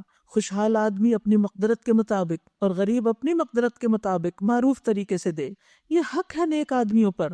اور اگر تم نے ہاتھ لگانے سے پہلے طلاق دی ہو لیکن مہر مقرر کیا جا چکا ہو تو اس صورت میں آدھا مہر دینا ہوگا۔ اور یہ اور بات ہے کہ عورت نرمی برتے اور مہر نہ لے، یا وہ مرد جس کے اختیار میں عقد نکاح ہے نرمی سے کام لے اور پورا مہر دے دے، اور تم یعنی مرد نرمی سے کام لو، تو یہ تقوی سے زیادہ مناسبت رکھتا ہے۔ آپس کے معاملات میں فیاضی کو نہ بھولو، یہ ہے مومن کا اخلاق، کہ لڑائی ہو، جھگڑا ہو، لین دین کا معاملہ ہو، دوسرے کو دینے والے بن جاؤ۔ تمہارے اعمال کو اللہ دیکھ رہا ہے، جو اچھا کرے گا وہ اللہ کا محبوب ہوگا اور وہ اچھا پائے گا بھی۔ ان احسنتم احسنتم لانفسکم۔ اور ان طلاق کے جھگڑوں میں اور ان ساری باتوں میں نماز کا وقت آ جائے تو نماز کی حفاظت کرو۔ حافظوا علی الصلوات، اپنی نمازوں کی حفاظت کرو، خصوصاً ایسی نماز کی جو نماز وسطیٰ ہے۔ عصر کی نماز کہا گیا اس کو، کیونکہ اس میں دن جا رہا ہوتا ہے اور مصروفیت زیادہ ہوتی ہے، تو عموماً لوگ غافل ہو جاتے ہیں۔ اور اللہ کے آگے اس طرح کھڑے ہو جیسے فرما بردار غلام کھڑے ہوتے ہیں، یعنی اللہ کے آگے سکون کے ساتھ، بہترین طریقے سے، فرما برداری اور عاجزی کے ساتھ۔ یعنی نماز میں خشوع و خضوع یہی ہے کہ سکون سے کھڑے ہوں، اپنی عاجزی کا اعتراف کرتے رہیں۔ بدامنی کی حالت ہو تو خواہ پیدل ہو خواہ سوار، جس طرح ممکن ہو نماز پڑھو، اور جب امن میسر آ جائے تو اللہ کو اس طریقے سے یاد کرو جو اس نے تمہیں سکھا دیا، جس سے تم پہلے ناواقف تھے۔ تم میں سے جو لوگ وفات پا جائیں اور پیچھے بیویاں چھوڑ رہے ہوں، ان کو چاہیے کہ اپنی بیویوں کے حق میں وصیت کر جائیں کہ 1 سال تک ان کو نان نفقہ دیا جائے۔ یہ بھی قانون وراثت سے پہلے کا حکم ہے۔ بعد میں تو عورت کو وراثت میں حصہ ملتا ہے۔ اور وہ گھر سے نہ نکالی جائیں، پھر اگر وہ خود نکل جائیں تو اپنی ذات کے معاملے میں معروف طریقے سے جو کچھ بھی وہ کریں، اس کی کوئی ذمہ داری تم پر نہیں۔ اللہ سب پر غالب اور حکمت والا ہے۔ اسی طرح جن عورتوں کو طلاق دی گئی ہو، انہیں بھی مناسب طور پر کچھ نہ کچھ دے کر رخصت کرو، جیسے کسی مہمان کو رخصت کیا جاتا ہے۔ تو کہاں یہ جواز رہتا ہے کہ عورت کو دھکے دے کر اور زبردستی اس کو گھر سے نکال دیا جائے؟ یہ حق ہے متقی لوگوں پر۔ اس طرح اللہ اپنے احکام تمہیں صاف صاف بتاتا ہے۔ امید ہے کہ تم سمجھ بوجھ کر کام کرو گے۔ تم نے ان لوگوں کے حال پر بھی کچھ غور کیا جو موت کے ڈر سے اپنے گھر بار چھوڑ کر نکلے تھے اور ہزاروں کی تعداد میں تھے۔ اللہ نے ان سے فرمایا مر جاؤ، پھر اس نے ان کو دوبارہ زندگی بخشی۔ یعنی موت سے کوئی بھاگ نہیں سکتا، موت تو کہیں بھی آئے گی، اکیلے ہوگے اکٹھے ہوگے، جس کی آئے گی اس کو آئی جائے گی، جیسے ان لوگوں کے ساتھ ہوا۔ حقیقت یہ ہے کہ اللہ انسان پر بڑا فضل فرمانے والا ہے، مگر اکثر لوگ شکر ادا نہیں کرتے۔ اکثر لوگ اللہ کی بھی ناشکری کرتے ہیں اور بندوں کی بھی۔ تو بندوں کی شکر گزاری کیا ہے کہ جب بندے ہمارے ساتھ کچھ اچھا معاملہ کریں تو جواباً ہم بھی ان سے اچھا معاملہ کریں، اور اگر انہوں نے کچھ دیا ہے تو ہم بھی دیں، اگر نہیں دے سکتے تو تعریف کریں۔ جو کسی کی تعریف کر دیتا ہے وہ دراصل اس کا شکریہ ادا کر دیتا ہے، اور جو اس کے احسان کو چھپاتا ہے وہ ناشکری اور ناقدری کرتا ہے۔ اور پھر خصوصاً ازدواجی تعلقات میں ایک دوسرے پر احسان کرنا تو اور بھی زیادہ ضروری ہے۔ اور اگر کوئی فوت ہو جائے تو اس کے بعد بھی، جیسے حضرت خدیجہ کے فوت ہونے کے بعد نبی صلی اللہ علیہ وسلم ان کی سہیلیوں کے ساتھ بہت احسان کرتے تھے۔ یاد رکھیے احسان فراموش سے اللہ بیزار ہے۔ حدیث میں آتا ہے اللہ اس عورت کی طرف نظر رحمت سے نہیں دیکھتا جو اپنے خاوند کی شکر گزار نہیں ہوتی، حالانکہ وہ اس سے بے نیاز نہیں ہو سکتی۔ تو اس لیے بہت ضروری ہے کہ انسان ہر ایک کا احسان مانے۔ پھر فرمایا تم میں کون ہے جو اللہ کو قرض حسنہ دے؟ قرض حسنہ وہ قرض ہوتا ہے کہ جس کے بدلے کی توقع نہ رکھی جائے، جس کو دے کر شکریہ اور واپس احسان کی توقع نہ ہو، اور اچھی چیز دی جائے اور جو اللہ کی خاطر دی جائے، تاکہ اللہ اسے کئی گنا بڑھا چڑھا کر واپس کرے، خصوصاً دین کے کاموں میں جب خرچ کرنا ہو۔ گھٹانا بھی اللہ کے اختیار میں اور بڑھانا بھی، اور اسی کی طرف تمہیں پلٹ کر جانا ہے۔ پھر تم نے اس معاملے پہ بھی غور کیا جو موسیٰ کے بعد سرداران بنی اسرائیل کو پیش آیا تھا۔ انہوں نے اپنے نبی سے کہا تھا ہمارے لیے ایک بادشاہ مقرر کر دو تاکہ ہم اللہ کی راہ میں جنگ کریں۔ نبی نے پوچھا کہیں ایسا تو نہ ہوگا کہ تمہیں لڑائی کا حکم دیا جائے پھر تم نہ لڑو؟ وہ کہنے لگے بھلا ایسے کیسے ہو سکتا ہے، ہم اللہ کی راہ میں نہ لڑیں، کیونکہ ہمیں اپنے گھروں سے نکال دیا گیا اور ہمارے بال بچے ہم سے جدا کر دیے گئے۔ مگر جب ان کو جنگ کا حکم دیا گیا تو ایک قلیل تعداد کے سوا سب پیٹھ موڑ گئے۔ اصل میں اس واقعے سے صحابہ کو موٹیویٹ کرنا تھا، کیونکہ پیچھے ہم نے پڑھا نا کہ جب مسلمانوں پر جنگ کا حکم آیا تو وہ انہیں ناگوار گزرا، بھاری گزرا، لیکن آپ دیکھیے کہ جنگ بدر میں کس طرح لوگ آگے بڑھے۔ تو ایک طرف بنی اسرائیل کا طرز عمل ہے اور دوسری طرف سچے مومنوں کا، اور اللہ ان میں سے ایک ایک ظالم کو جانتا ہے۔ ان کے نبی نے ان سے کہا کہ اللہ نے طالوت کو تمہارے لیے بادشاہ مقرر کیا۔ یہ سن کر وہ بولے ہم پر بادشاہ بننے کا وہ کیسے حقدار ہو گیا؟ اس کے مقابلے میں بادشاہی کے ہم زیادہ مستحق ہیں، وہ تو کوئی بڑا مالدار آدمی نہیں۔ تو بڑائی کا معیار عموماً لوگوں نے کس کو رکھا ہوتا ہے؟ مال، نہ اخلاق، نہ کردار، نہ کچھ اور، بس مال۔ مالدار لوگوں کو کیا کہتے ہیں؟ بڑے لوگ۔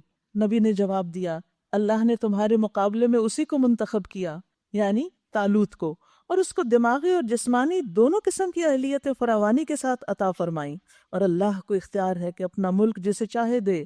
اللہ بڑی وسعت والا ہے اور سب کچھ اس کے علم میں ہے۔ یعنی علم اور جسم دونوں میں طالوت باقی تمام لوگوں سے بہتر تھے۔ یاد رکھیے علم والے اور علم نہ رکھنے والے برابر نہیں ہوتے۔ عالم کی عابد پر اس طرح فضیلت ہے جیسے چاند کی فضیلت ستاروں پر۔ ایمان کی فضیلت جو ہے وہ باقی سب چیزوں پر بھاری ہے۔ حضرت عبداللہ بن مسعود جو تھے ان کا قد بھی بہت چھوٹا تھا اور ان کی پنڈلیاں بھی بہت کمزور تھیں، ہوا سے وہ کانپنے لگتے تھے، لیکن آپ نے فرمایا کہ قیامت کے دن یہ دونوں پنڈلیاں میزان میں احد سے بھی زیادہ بھاری ہیں۔ تو کسی کے ظاہر پہ مت جاؤ، اصل وزن قیمت ایمان کی ہے۔ اس کے ساتھ ان کے نبی نے ان کو یہ بھی بتایا کہ اللہ کی طرف سے اس کے بادشاہ مقرر ہونے کی علامت یہ ہے کہ اس کے عہد میں وہ صندوق تمہیں واپس مل جائے گا جس میں تمہارے رب کی طرف سے تمہارے لیے سکون قلب کا سامان ہے، جس میں آل موسیٰ اور آل ہارون کے چھوڑے ہوئے تبرکات ہیں، اور جس کو اس وقت فرشتے سنبھالے ہوئے ہیں۔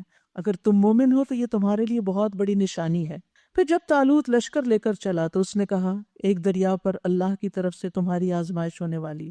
جب انسان اللہ کے راستے پہ چلتا ہے تو امتحان آتا ہے۔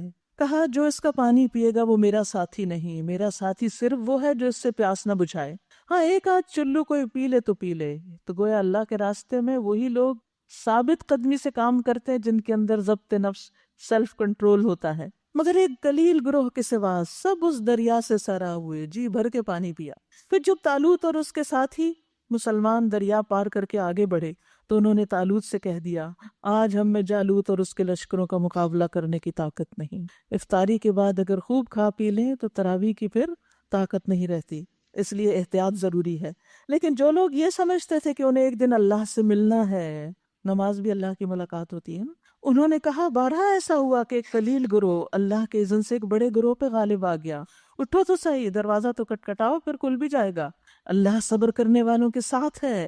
اور جب وہ جالوت اور اس کے لشکروں کے مقابلے پر نکلے تو انہوں نے دعا کی ربنا افرغ علینا صبرا وثبت اقدامنا وانصرنا علی القوم الکافرین، اے ہمارے رب ہم پر صبر کا فیضان کر، ہمارے قدم جما دے اور اس کافر گروہ پر ہمیں فتح نصیب کر۔ کوشش اور محنت کے ساتھ ساتھ دعائیں بھی۔ آخر کار اللہ کے اذن سے انہوں نے کافروں کو مار بگایا اور داود نے جالوت کو قتل کر دیا، اور اللہ نے اسے سلطنت اور حکمت سے نوازا اور جن جن چیزوں کا چاہا اس کو علم عطا کیا۔ اگر اس طرح اللہ انسانوں کے ایک گروہ کو دوسرے گروہ کے ذریعے سے نہ ہٹاتا رہتا تو زمین کا نظام بگڑ جاتا۔ لیکن دنیا کے لوگوں پر اللہ کا بڑا فضل ہے کیا کہ وہ اس طرح فساد کو دور کرتا رہتا ہے، ایک گروہ کو طاقت دے کے دوسرے کو ختم کر کے۔ تِلْكَ آیات اللہ نتلوها علیک بالحق وَإِنَّكَ لَمِنَ الْمُرْسَلِينَ، یہ اللہ کی آیات ہیں جو ہم ٹھیک ٹھیک تم کو سنا رہے ہیں، اور تم یقیناً ان لوگوں میں سے ہو جو رسول بنا کر بھیجے گئے ہیں۔ اللہ آپ کو برکتیں عطا کرے اور آپ کے سارے کام آسان کر دے، آپ کو صحت اور طاقت سے نوازے، دنیا